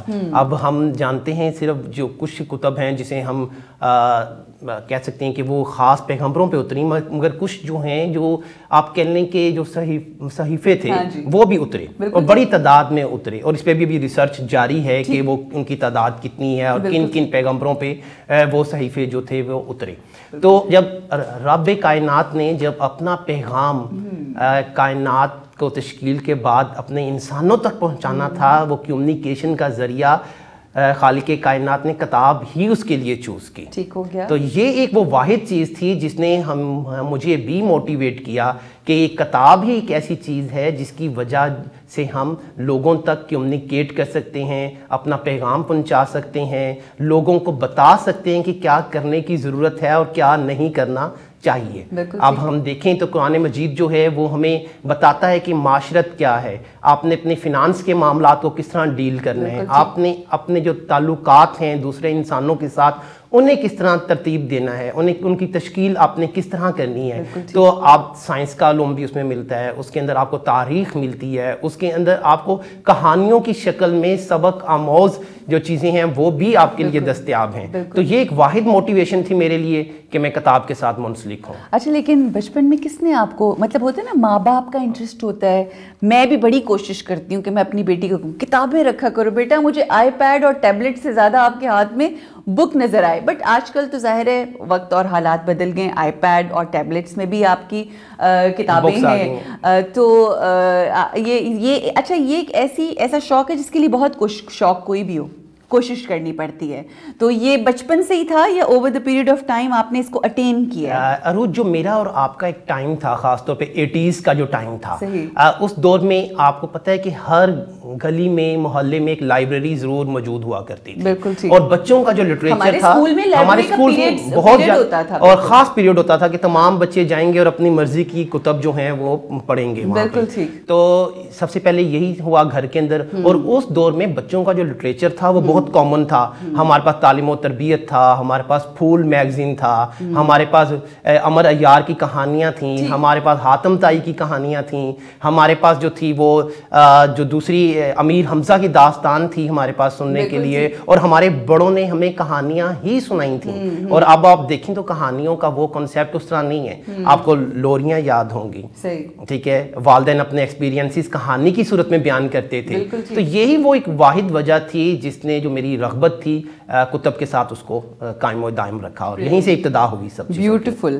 اچھا یہ بتائیے, بلکہ ہم نے یہ سنا بھی ہے اور ایکسپیرینس بھی کیا ہے, مختلف ممالک میں ہم جاتے ہیں, دیکھتے ہیں, آبزرو کرتے ہیں کہ جن معاشروں کے اندر کتاب کی طرف رغبت ہوتی ہے, کتابیں زیادہ چھپتی اور پڑھی جاتی ہیں, اس معاشرے کی ترقی کا انداز جو ہے وہ نرالا اور مختلف ہوتا ہے. اس حوالے سے کیا کہیں؟ یہ دیکھیں آپ, جو فکشن ہے نا, جسے ہم فکشن کہتے ہیں, کہانیاں کہتے ہیں, ایک دور تھا جب انسان نے اڑنے کے بارے میں سوچا, ٹھیک. اچھا ہم کتابوں میں پڑھتے تھے کہ اڑنے والا قالین. اچھا انسان کو اس چیز نے موٹیویٹ کیا, آج ہم ایروپلینز میں اور سپر سونک کی طرف ہم لوگ جا رہے ہیں. ہمیں رفتار کے بارے میں, برق رفتار گھوڑے کے بارے میں ہم لوگ پڑھتے تھے. آج بلٹ ٹرینز جو ہیں وہ موجود ہیں کہ جو آپ کو چند لمحوں میں ایک شہر سے دوسرے شہر پہ لے جاتی ہیں. اچھا ایک وہ تمام چیزیں جو کہانیوں میں ہمارے امیجینیشنز میں ہوتی تھیں, آج وہ ٹرانسلیٹ ہوئی ہیں انٹو ریئلٹی. تو یہ کتب کی وجہ سے ہوئی ہیں, فکشن کی وجہ سے ہوئی ہیں. اب ہم یہ سوچتے تھے کبھی کہ کیا ہم وہاں پہ 10 دنوں بعد پہنچیں گے یا ہمیں زیادہ ٹائم لگے گا, اور آج ہم وہ 10 منٹ میں ان جگہوں پہ, ان مقامات پہ پہنچ جاتے ہیں. تو یہ وہ فکشن ہے, یہ وہ کتاب ہے جو آپ کو بتاتی ہے. اور زندگی کے اندر تمام چیزیں آپ خود تجربہ کر کے حاصل نہیں کرتے, آپ کو دوسروں کی ایکسپرٹیز سے, ایکسپیرینسز سے, ایکسپوئر سے فائدہ اٹھانا ہوتا ہے, اور یہ سب چیزیں کتب میں موجود ہیں. بالکل, جیسا کہ میں نے شروع میں یہی بات کہی نا کہ جو لوگوں نے پوری اپنی زندگی گزار کے لکھا ہوتا ہے, بایوگرافیز لوگوں کی کے حوالے سے, اپنی اپنے بارے میں اینڈ آل دیٹ, یہ سب کچھ آپ پڑھ کے وہ سیکھ سکتے ہیں ایکسپیرینس سے. صحیح ہے. مگر اس کی سب سے بڑی کامن ہے, اگر آپ نے کوئی لیپ ٹاپ پرچیز کیا ہے اس کے ساتھ بھی ایک بک لیٹ آتی ہے. ایون آپ نے ٹیبلٹ کی بات کی ہے لیکن اس کے ساتھ بھی ایک بک لیٹ موجود ہوتی ہے کہ اسے آپریٹ کس طرح کرنا ہے, کس طرح چلانا ہے. تو کتاب تو ہے وہ تو اس کے بغیر تو ممکن نہیں, اور تو کتاب ہر جگہ موجود ہے, ہر چیز میں. اچھا جی, پاکستان میں ہم آج جیسا کہ ہم نے کہا کہ ترقی کرتی ہیں, اور بڑی خوبصورتی سے آپ نے ایکسپلین کیا کہ ہر چیز کا آغاز, ایون کتاب کے لکھے جانے کا آغاز بھی تو سوچ سے ہی ہے نا. ٹھیک ہے, تو وہ سوچ کا اجاگر ہونا اور پھر وہ لکھا جانا, فکشنز کا لکھا جانا, اور پھر ایونچولی وہ پورا ہو جانا. سو آج جو ہم ترقی دیکھتے ہیں, اگر یہ کہیں کہ وہ لوگوں کی افکار جو قلم بند ہوئی اس کا نتیجہ ہے کہ ہمیں آج یہ ترقی. کسی نے تو امیجن کیا تھا نا کہ برق رفتار گھوڑا ہوگا. بالکل. اچھا, اب کمنگ ٹو لائبریریز, یہ لائبریریز کا جیسا آپ نے مینشن کیا کہ ایک زمانے میں بہت زیادہ کانسیپٹ ہوتا تھا, with the passage of time ہم اس کو اگر یہ کہیں کہ دقیانوسی سمجھا جاتا ہے. اچھا لائبریری جا کے بیٹھو گے, it's gonna be a lot of wastage of time. Unfortunate بات ہے یہ کس طرح سے ہم پاکستان کے اندر لائبریری کا کانسیپٹ دوبارہ ریوائیو کر سکتے ہیں جو کافی حد تک ختم ہو گیا ہے. دیکھیے سب سے زیادہ جو اہم بات ہے کہ بچہ جس ماحول میں انوائرمنٹ میں اپنی آنکھ کھولتا ہے اسے متاثر ضرور ہوتا ہے. ہاں بالکل ٹھیک ہو گیا. اگر اس نے اردو بولنا سیکھنی ہے یا اس نے انگلش بولنا سیکھنی ہے یا پنجابی یا سندھی کوئی بھی لینگویج ہے, تو جو اس کے ارد گرد جو لینگویج بولی جا رہی ہے وہ اسے متاثر ہوگا. اور جس طرح کا ماحول اس کے ارد گرد ہے, اگر اس کے ارد گرد لیپ ٹاپس ہیں, موبائلس ہیں, ظاہر بات ہے اس کی اٹریکشن اس طرف ہوگی. تو سب سے پہلے تو اس امر کو یقینی بنائیں کہ آپ کا جو گھر ہے اس کے اندر کچھ ایک چھوٹی سی لائبریری ضرور موجود ہو. ٹھیک ہو گیا. اور اس بچے کو آپ کے گھر کے بزرگ بڑے کتاب پڑھتے ہوئے نظر ضرور آئیں. بالکل ٹھیک. جب یہ چیز سٹارٹ ہو جائے گی تو یہ ہم دوبارہ اس کلچر کو ریوائیو کر سکتے ہیں. پھر محلے کی سطح پہ آپ جانتی ہیں پاکستان میں اس ٹائم جو کانسیپٹ ہے, اچھا ہے یا برا ہے, کہ نئی سوسائٹیز بنتی جا رہی ہیں. گورنمنٹ ایک کمپلسری بھی کر سکتی ہے کہ ہر سوسائٹی جو نئی بنے اس کے اندر ایک لائبریری ضرور ہو. اور ہر اسکول جو ہے وہ اس وقت تک آپریشنل نہیں ہو سکتا جب تک اس کے اندر لائبریری نہ ہو. بالکل ٹھیک. ٹھیک ہے, تو اس کلچر کو, ہمارے یونین کونسلز ہیں ہمارے گاؤں دیہات کے اندر, بڑا اچھا ایڈمنسٹریٹو سسٹم جو ہے گورنمنٹ آف پاکستان کا بنا ہوا ہے کہ ان کی یو سی سسٹم ہے, یونین کونسلز ہیں, حلقہ بندیاں ہیں, ان کو ان کے حساب سے لائبریریز جو ہیں وہاں پہ تشکیل دی جا سکتی ہیں. بالکل ٹھیک. اچھا جب ہم کتاب پڑھنے کی بات کرتے ہیں نا, تو میں جیسا کہ with the passage of time جو پڑھنے والے ہیں وہ پڑھ رہے ہیں, but with the passage of time ہم دیکھتے ہیں کہ یہ ٹرینڈ انکریز ہونے کی بجائے ڈکریز ہو گیا ہے. کتابوں کی جگہ آئی پیڈ اور اپنے ٹیبلٹس وغیرہ نے لے لی ہے, اور اس کے اندر بھی آپ کے پاس آپشنس تو ہیں کہ آپ اس میں بھی جا کے کتابیں پڑھ سکتے ہیں, سن سکتے ہیں, مگر پھر بھی ہم پریفر کرتے ہیں کہ ہم یوٹیوب کا چینل دیکھ لیں یا ہم سن لیں انسٹیڈ. تو کیا کتابوں کو پڑھنا ہی ضروری ہے, یا اگر ہم کتابیں سن لیں تو بھی ایکولی بات ہے؟ دیکھیں یہ آپ بات کر رہی ہیں ارتقاء کی، ایوولوشنز کی. زمانہ قدیم میں جب انسان جنگلات میں رہتا تھا، غاروں میں رہتا تھا، جب بھی وہ پتھر کی مدد سے پتھر کے اوپر کچھ لکھا کرتا تھا، لوگ جا کے اسے پڑھا کرتے تھے. آج بھی جو ماہر بشریات ہیں، انتھروپولوجسٹ ہیں، وہ یہ بتاتے ہیں کہ یہ جو لکھا گیا ہے اس کا مطلب یہ ہے، اس کا مفہوم یہ ہے. یہ تو ایک ایوولوشن ہے کہ کتاب جو ہے لیپ ٹاپ پہ آ گئی ہے، ای فارمیٹ میں آ گئی ہے، آڈیو بکس میں آ گئی ہے، لیکن پڑھنا جو ہے، دیکھیں جو چیز ختم ہو رہی ہے ہمارے ادھر، اردو آپ کسی بچے سے بھی پوچھیں، اسے اردو کا اسکرپٹ نہیں لکھنا آتا ٹھیک تھا. یہ میں آپ کو اپنا ایکسپیرینسز بتا رہا ہوں کیونکہ میں ایک اسٹوڈنٹس کے کلچر کے اندر میں رہتا ہوں. میں پاکستان کی تمام جامعات میں جاتا ہوں تقریباً، تو ہم دیکھتے ہیں کہ بچے جو ہیں اردو بھی اب رومن اسکرپٹ میں لکھ رہے ہیں. تو اگر وہ بچے صرف سنیں گے تو اسکرپٹ سے تو وہ بچوں وہ بھولتے جائیں گے. مطلب وہ کہاں کوما لگانا ہے، کہاں فل اسٹاپ آنا ہے، کہاں ایکسپریشنز ڈالنے ہیں، اردو میں کہاں کون سا ورڈ جو ہے زے سے شروع ہونا ہے اور زواد سے شروع ہونا ہے. رمضان میں زے تو نہیں آنی ہے اس کی جگہ زواد کی جگہ. دیکھیں اسکرپٹ ہے، اسکرپٹ کے لیے، اور قومیں وہی ترقی کرتی ہیں جو اپنی لینگویجز سے محبت کرتی ہیں. تو اسکرپٹ تو سب سے اہم چیز ہے. تو اس لیے کتب کا شائع ہونا، بے شک وہ الیکٹرانک میڈیا پہ پڑھیں اس کو، یا اس کو آپ ڈیجیٹل فارم میں پڑھیں یا آپ اسے پرنٹ فارم میں پڑھیں، لیکن پڑھنا ضروری ہے. یہ تو ایوولوشن کا ارتقاء ہے نا کہ اب ہم نے لیپ ٹاپ پہ پڑھنا ہے یا ٹیبلٹ پہ پڑھنا ہے. میں 10,000 کتابیں جو ہیں میں رکھ نہیں سکتا. تو پورٹیبل لائبریری کیا ہے؟ آپ کا ٹیب ہے، آپ کا موبائل ہے. بالکل ٹھیک، بہت اچھے طریقے سے آپ نے ایکسپلین کر دیا، اور فرق بھی آپ نے بتا دیا، بیان فرمایا کہ پڑھنے میں اور سننے میں فرق ہے. پڑھ کے جو چاہے ڈز ناٹ میٹر کہ آپ کس میڈیم پہ پڑھ رہے ہیں، اس کا وہ کیا ہے، مگر آپ کو پڑھنا لازم. پڑھنے سے ایک بات اور میرے ذہن میں آئی ہے. دیکھیں جب آپ چیز ایک دیکھ رہے ہیں نا، آپ کی امیجینیشن اس طرح اتنی اسٹرانگ نہیں ہے، لیکن جب آپ پڑھ رہے ہیں، مثلاً میں باریک پگڈنڈیوں سے ہوتا ہوا پہاڑ کے راستے اپنے گاؤں میں پہنچا، ٹھیک، اب باریک پگڈنڈیاں آپ کے ذہن میں آ گئیں، پہاڑ آپ کے ذہن میں آ گیا. تو دیکھا تو امی ادھر چائے بنا رہی تھیں، لیکن چائے میں جھاگ جو تھی وہ قدرے آج کچھ کم تھی. آپ کے ذہن میں جھاگ کا ایک تصور آ گیا. اور ہمارے ادھر گیس دستیاب نہیں ہے، تو لکڑیوں کو آگ لگانا ایک مشکل کام ہے، اور امی کی آنکھوں سے پانی جاری ہو جاتا ہے. آپ دیکھیں کہ آپ کے اندر ایک پورا ایک تخیل آ گیا، امیجینیشن آ گئی، آپ کی ایک سین ڈیولپ کر لیا، آپ کی کریٹیوٹی انہانس ہوئی. اب آپ دیکھ رہے ہیں کہ وہ جا رہا ہے، پہاڑ پہ چڑھ رہا ہے، سب چیزیں وہ آپ کے لیے نارمل چیز ہے، وہ آپ خود بھی وزٹ کرتے ہیں، مگر آپ کی جو تھنکنگ ایبلٹی ہے، اس میں جو دکھایا جا رہا ہے، اس میں جو دکھایا جا رہا ہے وہی دیکھ رہے ہیں. But you have the authority اور you have this capacity, different لوگوں کی ڈفرینٹ ہوتی ہے، کہ اس کو کس نوعیت تک امیجن کر کے اور اس سے وہ ایکسپیرینس کر سکیں. جس طرح دیکھیں لوگ جو ہیں جب کسی بھی خوبصورت خواتون کو بیان کریں گے تو اس کے کچھ پیرامیٹرز ہوتے ہیں شاعری میں. اچھا وہ آپ کو کسی مصور کو یا عام شخص کو بھی اس کا ایک امیج بنتا ہوا نظر. جب میں ان کے پاس گیا تو ان کے سر پہ بال نہیں تھے. صحیح، ایک امیج آپ دے رہے ہیں نا، بچوں کے ذہن میں بن رہا ہے. جب آپ نے ڈائریکٹ دکھا دیا تو اس کے اندر اس کی اپنی تخیل کی جو صلاحیت تھی وہ کم ہوتی گئی، بتدریج کم ہوتی گئی. تو ریڈنگ جو ہے یہ آپ کی تھنکنگ کیپابلٹیز کو نرش کرتی ہے اور آپ کی امیجینیشن کو اسٹرانگ کرتی ہے. بالکل ٹھیک ہو گیا، بہترین. اچھا جی، اب اگر ہم آ جائیں کہ جب کتاب کی بات آتی ہے نا، آنیسٹلی اب ہمارے معاشرے میں یہ ہے کہ جب کتاب کی بات آتی ہے تو بستہ ذہن میں آتا ہے.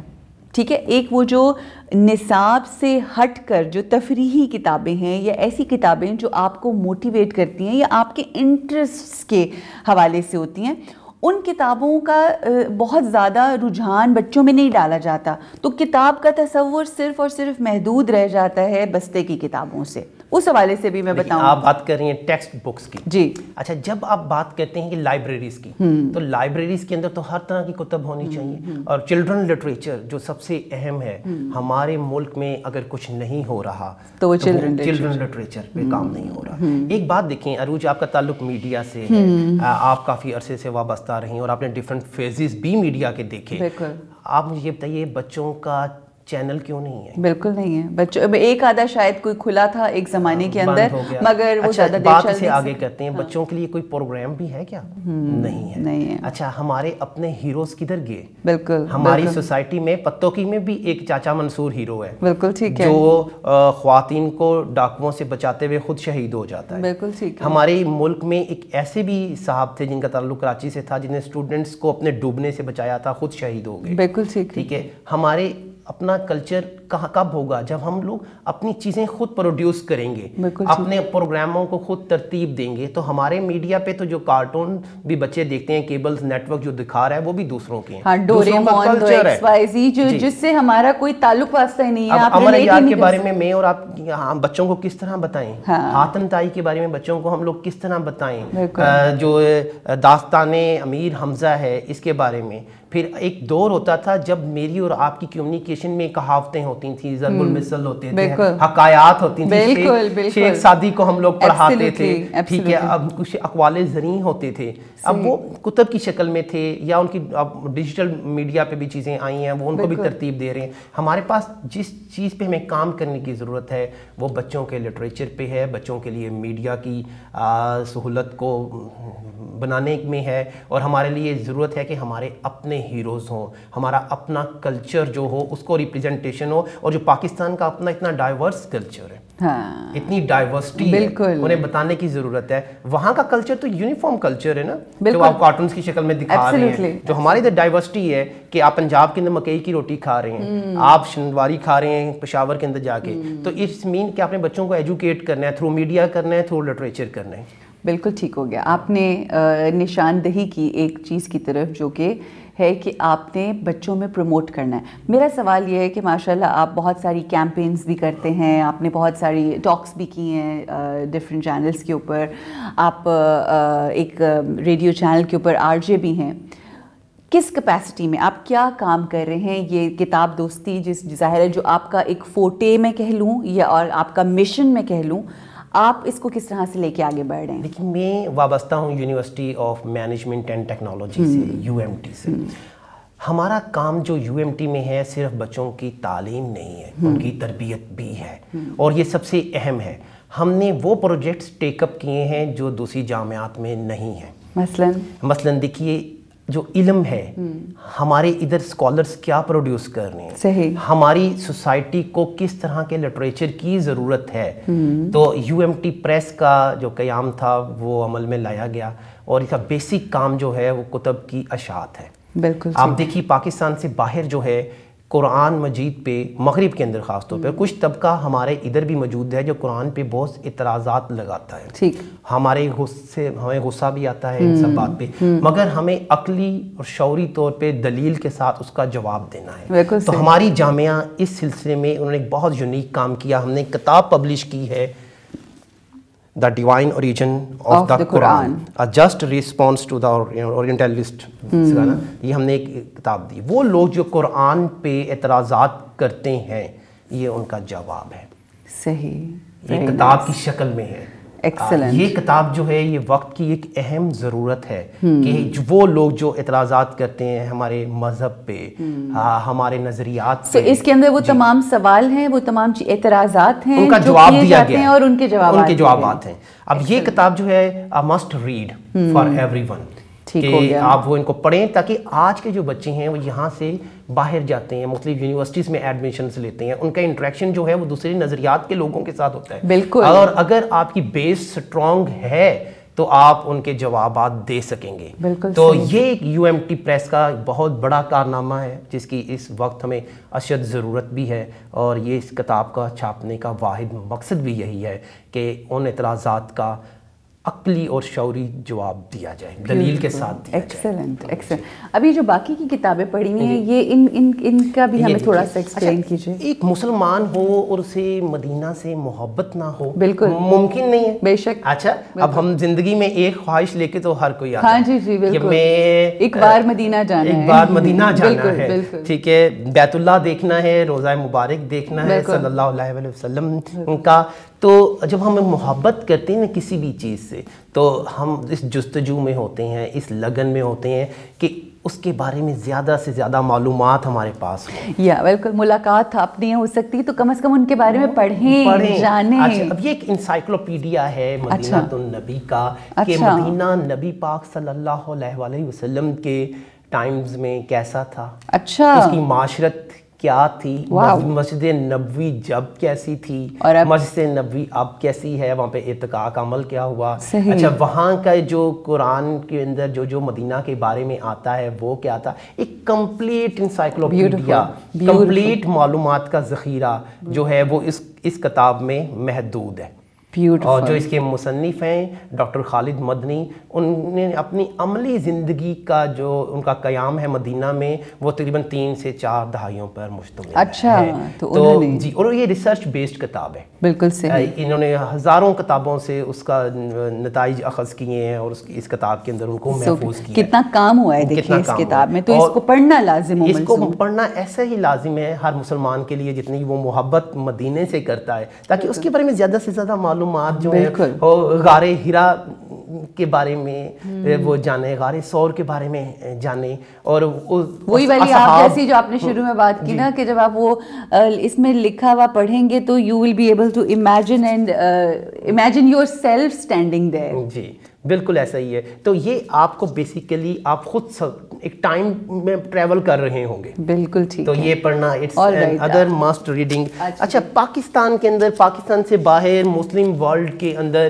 ایک ڈیبیٹ ہے, پارٹ آف اے ڈیبیٹ ہے, ڈسکورس ہے, اور آپ اسے کہہ لیں کہ ڈائلاگ بھی ہے کہ تقلید کیا ہے, اجتہاد کیا ہے.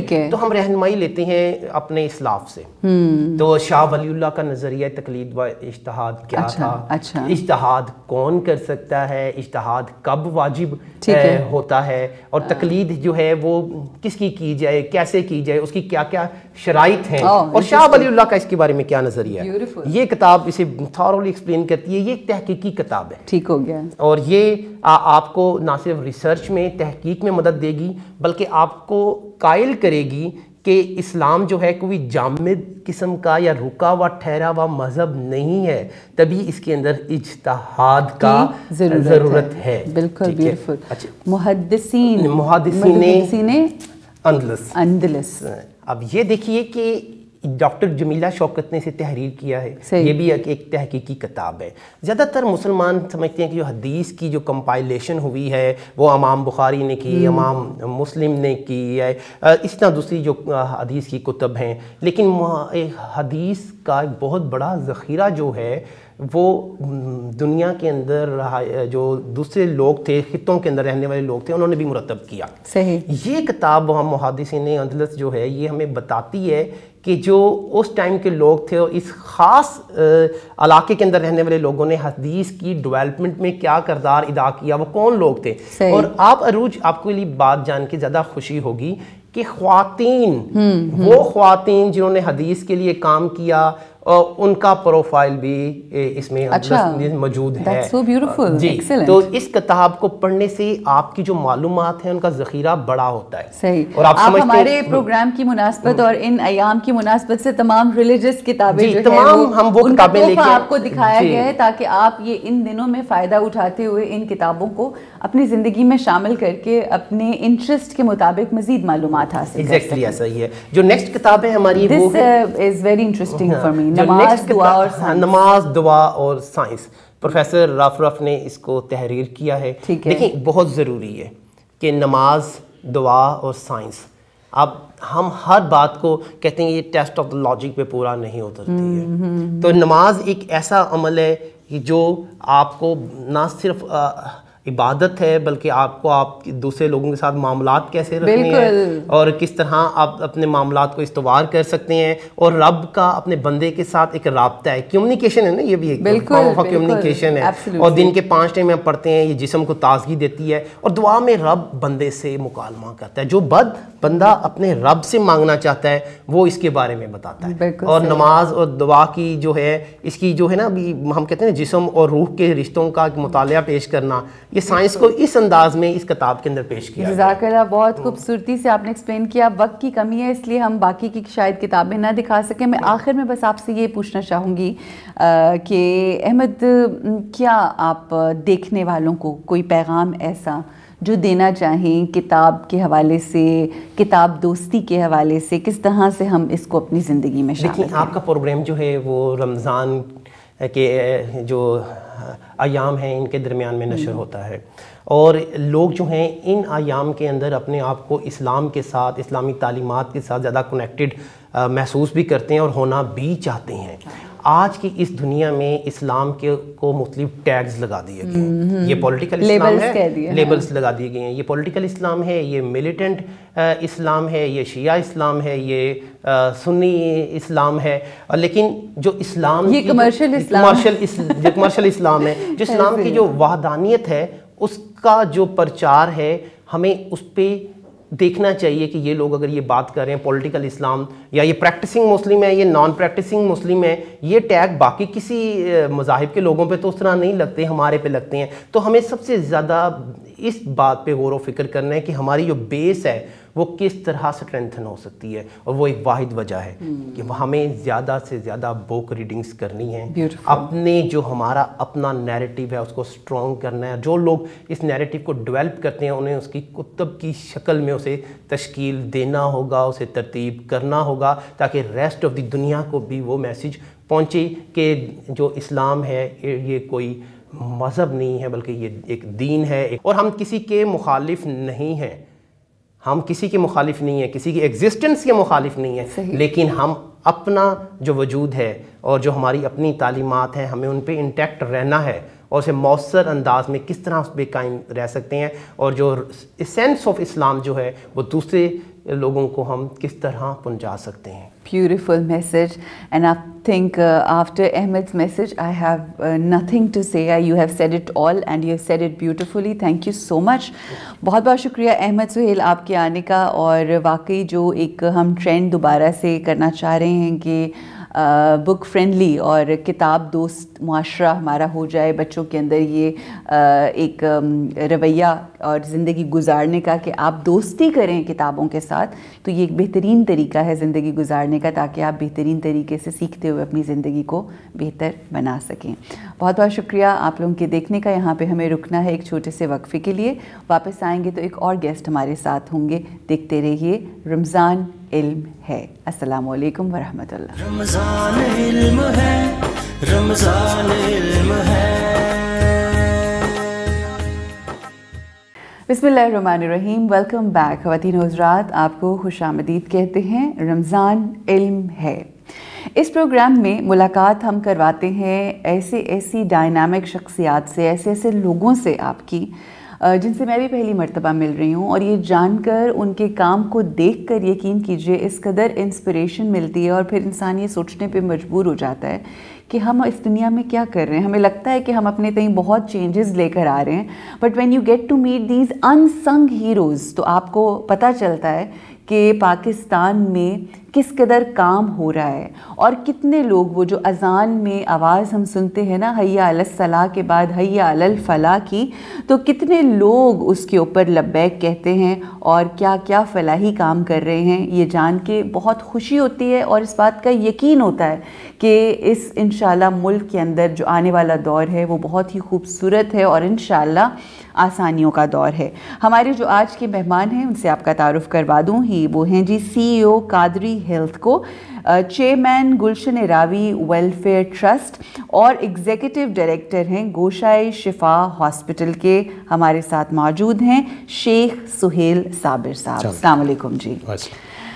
ٹھیک ٹھاک ہیں آپ؟ جی شکر. آپ کو رمضان بہت بہت مبارک ہو. رمضان کا مہینہ اپنے ساتھ بہت سی رحمتیں برکتیں تو لے کر آتا ہے, مگر ہر روز آپ جیسے لوگوں سے مل کے, مختلف لوگوں کی باتیں سن کے اتنی موٹیویشن ملتی ہے. اینڈ آئی وش کہ یہ سلسلے رمضان کے علاوہ بھی جاری و ساری رہیں, کیونکہ یہ تو ورک شاپ کا وقت ہوتا ہے ہمارا, مگر اس میں یہ کنٹینیو رہیں تو اور ثمرات ہمیں شاید دیکھنے کو مل سکیں.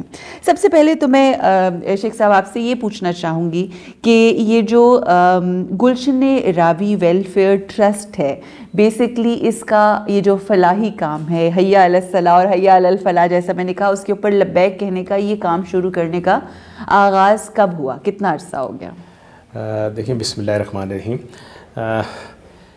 اس طرح ہے کہ ماشاءاللہ اس کا جو ہم نے بنیاد رکھی 2008 میں رکھی. اچھا. 2008 میں ہم نے گلشن راوی ویلفیئر ٹرسٹ بنائی اور اس ٹرسٹ کے بعد ہم نے مختلف کام کرنا شروع کرے. اور جو ہمارا گوشہ شفا ہاسپٹل بنا وہ 2012 میں بنا.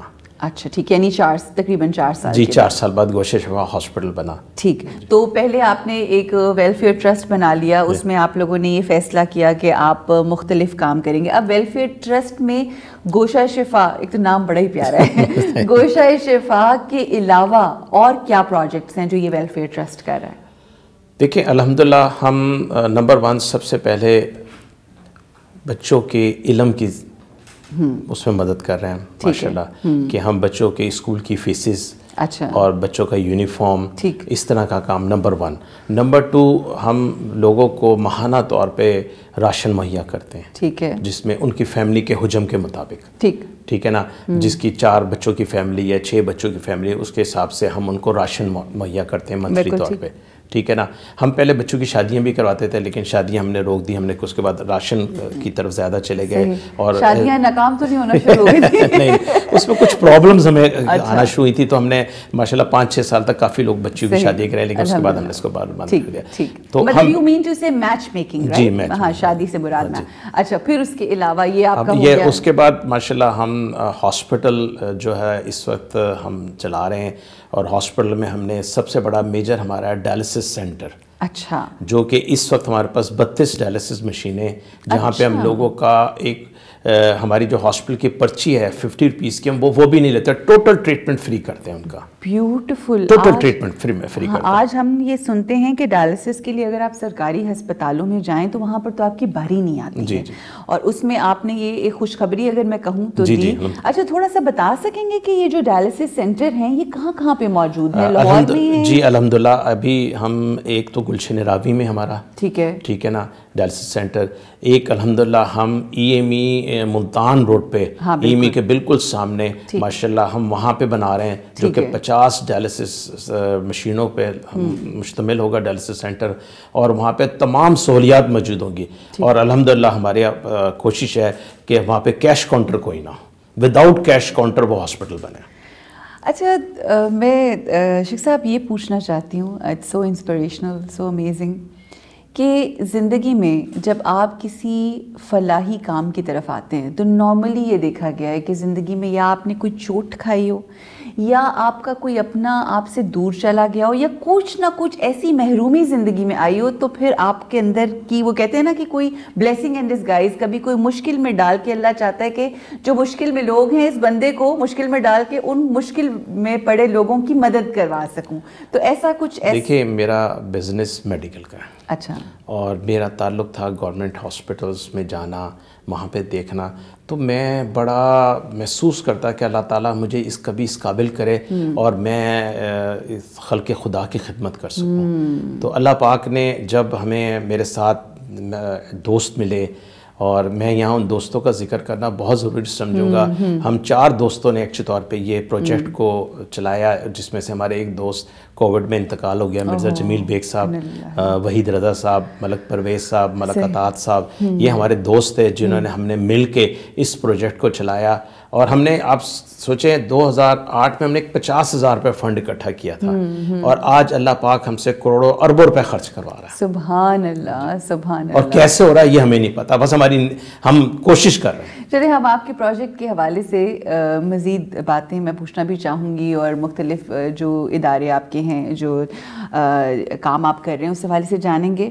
مگر میں یہ ضرور رک کے آپ سے درخواست کروں گی کہ ضرور یہ بتائیے کہ کس طرح اللہ کے کاموں میں جب آپ سرگرم ہو جاتے ہیں, غریبوں کی, بے سہاروں کی, یتیموں کی, ایسے لوگوں کی مدد کرتے ہیں, تو کیا معجزاتی اللہ کی طرف سے مدد آتی ہے؟ میں وہ ضرور چاہوں گی, because you are experiencing that yourself. دیکھیں, میں تو ایک چیز سمجھتا ہوں, اور سب کو بتاتا ہوں آپ ارادہ کر لیں اللہ کی راہ میں, ٹھیک ہے نا, اللہ تعالیٰ خود بخود مدد کرتے ہیں. میں اور میری ٹیم صرف ہم سوچتے ہیں کہ یہ کام کرنا ہے خلق خدا کے لیے, اللہ پاک ہماری خود بخود مدد کرتے ہیں. سبحان اللہ, سبحان اللہ. اللہ پاک ہماری خود بخود مدد کرتے ہیں. اور یہ دیکھیں, میں نے جیسے بتایا آپ کو 50,000 روپے کے فنڈ سے شروع ہونے والی آج سے 14 سال پہلے ہم نے کام شروع کیا, آج کروڑوں اربوں روپے خرچ ہو رہا ہے. کیسے ہو رہا ہے؟ یہ میرا پروردگار ہی کر رہا ہے. وہ ہماری کیا حیثیت, ہماری حیثیت تو اتنی نہیں کہ ہم اپنی پلک تک جھپک سکیں. بالکل ایسے, ہماری تو اتنی حیثیت نہیں ہے. بالکل بالکل, یہ تو میرا پروردگار کروا رہا ہے ہم سے. اور میری اور میری ٹیم کی خواہش ہے کہ ہم مرتے دم تک یہ کام کریں. الہی آمین. اور یہی وہی بات ہے کہ وہ جب آقا کے پاس کوئی آیا تو انہوں نے کہا کہ کیا دیا, وہ جو کیا دیا ہے, انہوں نے کہا جو دے دیا وہ اپنے پاس رہ گیا اور اللہ کی بارگاہ میں چلا گیا, اور جو اپنے پاس ہے وہ تو ظاہر ہے اس دنیا میں ہی رہ جانا ہے. بے شک جو آپ دے رہے ہیں اور اپنی ایفرٹس, اپنی سوچ, آئی تھنک یہ سب آپ کے آنے والے وقت میں 2 اکاؤنٹس ہوتے ہیں شیخ صاحب. ایک اکاؤنٹ ہوتا ہے جو ہم اس دنیا میں کھولتے ہیں, ایک ہوتا ہے میں اس کو کہتی ہوں divine heavenly account, hereafter account. تو یہ تمام دقتیں جو ہیں یہ اس اکاؤنٹ میں جا رہی ہیں, اللہ اس میں مزید اضافہ کرے. کمنگ ٹو گوشائے شفا ہاسپٹل, یہ اس پروجیکٹ کے حوالے سے تھوڑی ہم ڈیٹیلز جاننا چاہیں گے کہ یہاں پر کس کس ایریاز میں, ہیلتھ سیکٹر میں کیا کام ہو رہا ہے. دیکھیں اس میں ہم تمام سیکٹرز میں کام کریں سوائے ایک کینسر کے. اچھا, مثال کے طور پہ ڈائلسس تو ہمارا مین پرائم میجر ہمارا ہے, ہمارے فنڈ بھی ہے, اس پہ زیادہ خرچ ہوتے ہیں. اس کے علاوہ ہم آئس پہ ماشاءاللہ کام کر رہے ہیں, ہر طرح کے آئس میں آپریشن کر رہے ہیں, ٹھیک ہے نا. آئس کے بعد ڈینٹل سرجریز میں کام کر رہے ہیں, ٹھیک ہے نا. فزیو تھراپی میں کام کر رہے ہیں, گائنی میں کام کر رہے ہیں, آرتھو میں کام کر رہے ہیں, ٹھیک ہے نا.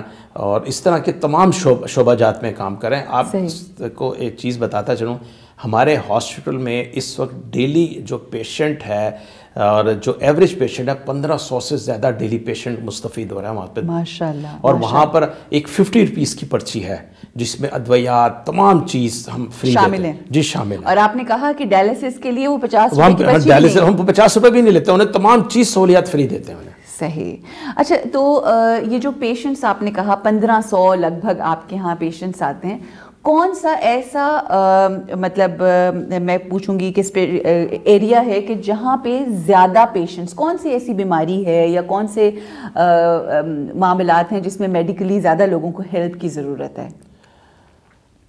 دیکھیں بیماری تو ہر لحاظ جس کو لگ جائے اس کو ہیلپ کی ضرورت ہے.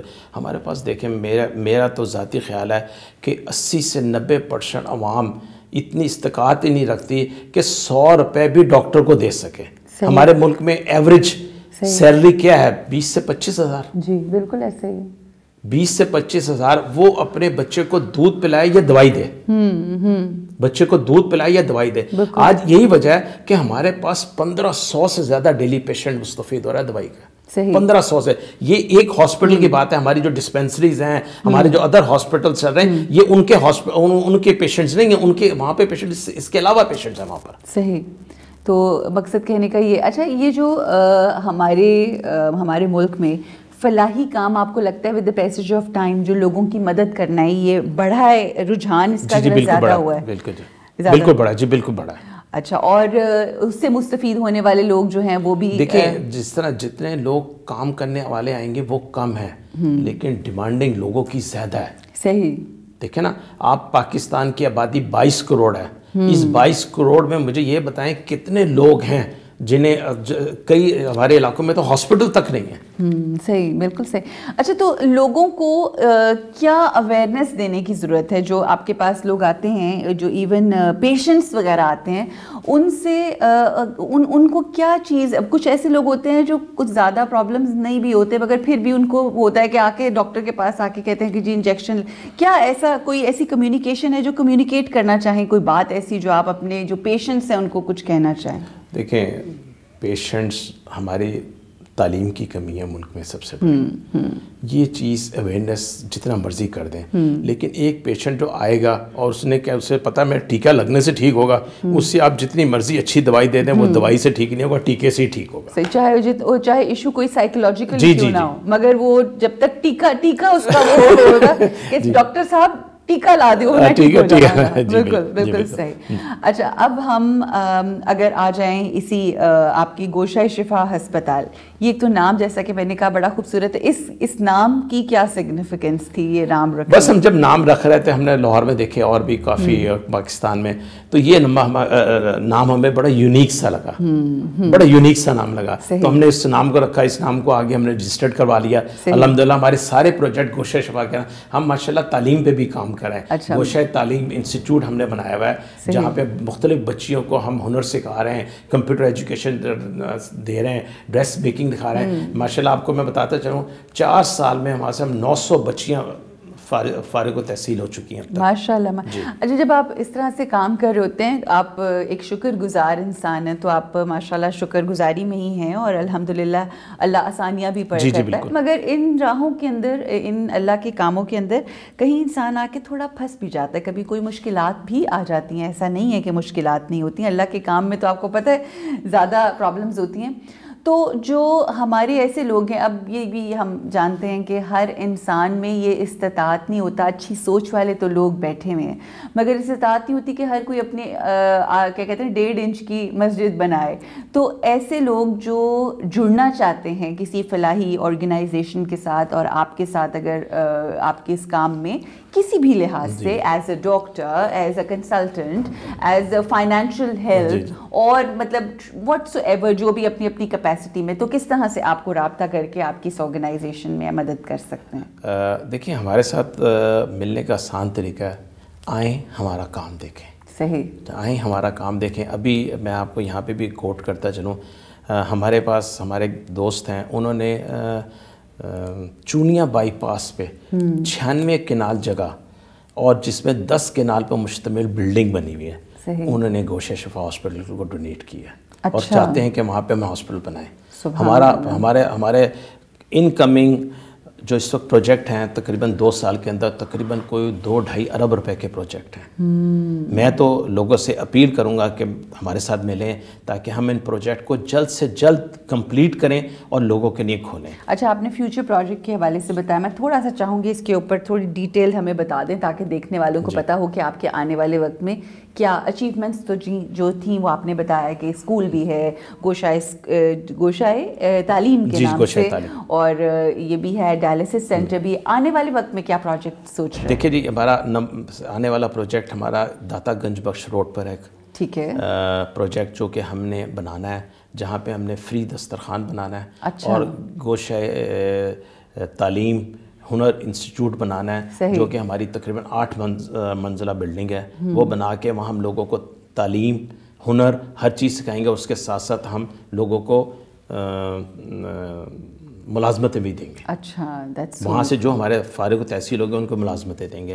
पहला प्रोजेक्ट हमारा ये है। दूसरा प्रोजेक्ट हमारा मुल्तान रोड पे, जो कि हमने, वो भी हमारा है कि 2 साल के अंदर अंदर हमने उसको बनाना है। वो भी 80 करोड़ रुपए से ज़्यादा का प्रोजेक्ट है, जहाँ पे 50 डायलिसिस मशीनें, MRI, CT स्कैन और दीगर शोबाजात बनाने, और हमने उसको कैश काउंटर वहाँ पे कोई नहीं होगा, जो हमारी अल्लाह ताला के आगे बड़ी आरजू है, बड़ी ख्वाहिश है अल्लाह ताला के आगे, बड़ी ही हमारी इसके लिए है कि अल्लाह पाक हमारी मदद करे कि हम कैश काउंटर को ना हर बंदे को वहाँ फ्री ट्रीटमेंट मिले। क्या बात है, फ्री ट्रीटमेंट, क्या कहने, क्या खूबसूरत। और इसके अलावा जितना बंद रोड का एरिया है और दूसरे एरियाज हैं, यहाँ पर हमारा प्रोजेक्ट है कि हम वसी डिस्पेंसरीज का नेटवर्क बिछाएं, क्योंकि वहाँ पे गरीब गुरबा है, वहाँ पे किसी को मतलब 50 रुपए की दवाई नहीं ले सकते। बिल्कुल ठीक है।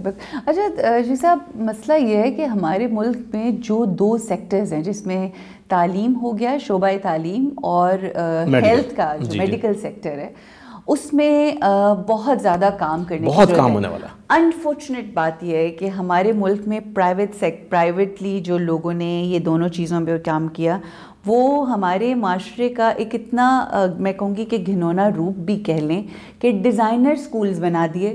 ठीक है, डिज़ाइनर मतलब आप ये समझें कि होटल्स बना दिए उसके नाम के ऊपर, हॉस्पिटल्स के नाम के ऊपर, और करोड़ों रुपया आप लोगों से अगर कहें कि वो किया जा रहा है।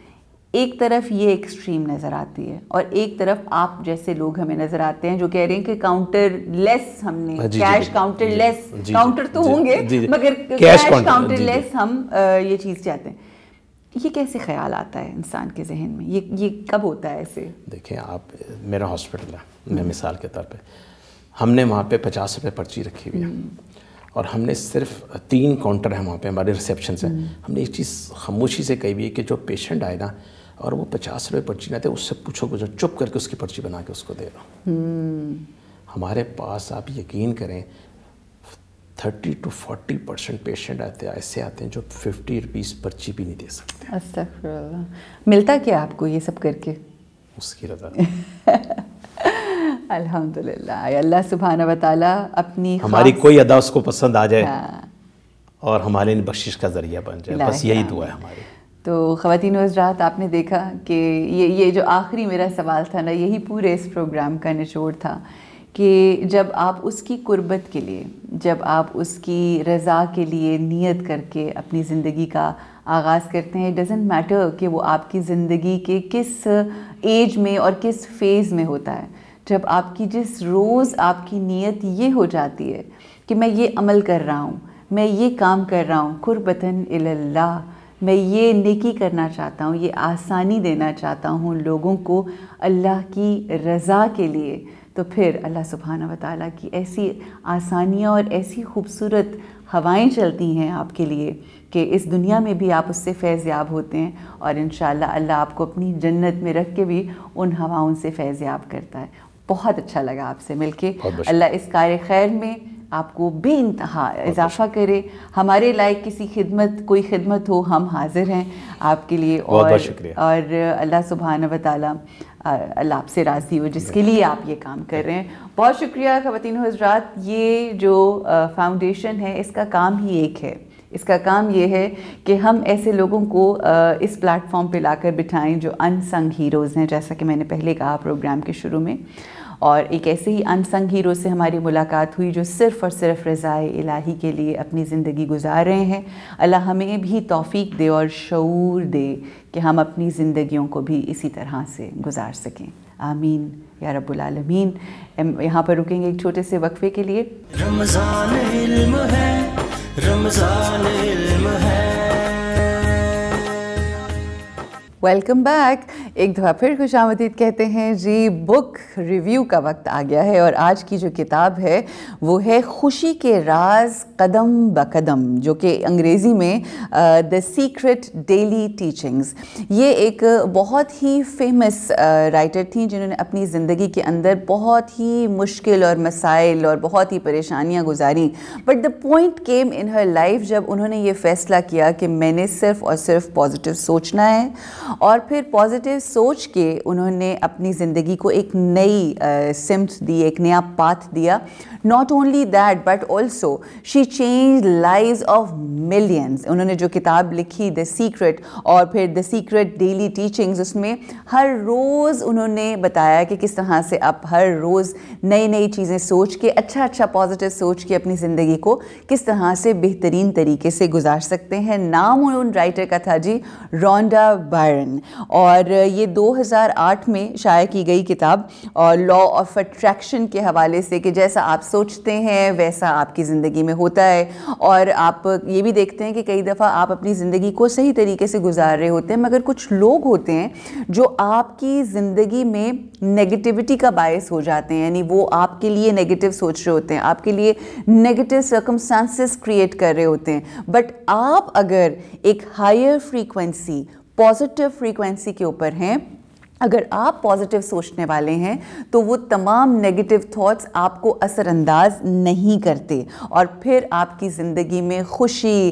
اور اطمینان آ جاتا ہے جس کی ہر انسان کو تلاش ہوتی ہے۔ اور یاد رکھیے کہ ہر چیز کا آغاز جو ہے ہماری زندگی میں وہ ہماری سوچوں سے ہوتا ہے، مگر اس سے تھوڑا سا پہلے اگر ہم چلے جائیں تو وہ یہ بھی ہے کہ ہم اپنی زندگی میں جو سوچیں سوچتے ہیں اس سے پہلے جو ہم انفارمیشن لیتے ہیں، یعنی ہم پڑھ کیا رہے ہیں، ہم دیکھ کیا رہے ہیں، ہم سن کیا رہے ہیں، تو یہ تمام چیزیں ہمیں اثر انداز کرتی ہیں ہماری سوچوں کے اوپر، اور پھر فیلنگس کریٹ ہوتی ہیں، and then we lead the whole day in the life and everything. یہ ایک پورا سرکل ہے جس کے اوپر ہمیں فوکس کرنا ہے، اور یہ کتاب جیسا کہ میں نے کہا انفارمیشن اندر سے ہی جانی چاہیے۔ اگر یہ کتاب آپ پڑھیں گے جس میں 365 دن کے حوالے سے روز کی نئی ٹیچنگز ہیں, اچھی خوبصورت باتیں ہیں. جب وہ انفارمیشن آپ کے اندر اس کتاب کو پڑھ کے جائے گی جس کا نام ہے خوشی کے راز قدم بقدم, یہ ترجمہ کیا ہے جناب محمد شبیر خان صاحب نے, جو کہ قاسم علی فاؤنڈیشن کے جو ہیں بہت عرصے سے ان کے ساتھ منسلک بھی ہیں, کانٹینٹ اور ریسرچ جو ہے وہ کرتے ہیں. سو یہ ایک بہترین کتاب ہے ان تمام لوگوں کے لیے. میں آپ کو اس کو دکھا بھی دیتی ہوں. خوشی کے راز قدم بقدم, یہ ان لوگوں کے لیے کتاب ہے جو اپنی زندگی میں تبدیلی لانا چاہتے ہیں, اطمینان لانا چاہتے ہیں, خوشی اور کامیابی کے ساتھ اپنی زندگی کو گزارنا چاہتے ہیں. سو یہ ضرور آپ کتاب پڑھیے, انشاءاللہ بہت آپ مستفید ہوں گے اور خوب انجوائے کریں گے. اپنا بے انتہا خیال رکھیے اور علم حاصل کیجیے تاکہ ہم بہترین طریقے سے خوبصورت عمل کر کے اپنی زندگی کو بہترین بنا سکیں. السلام علیکم ورحمۃ اللہ وبرکاتہ.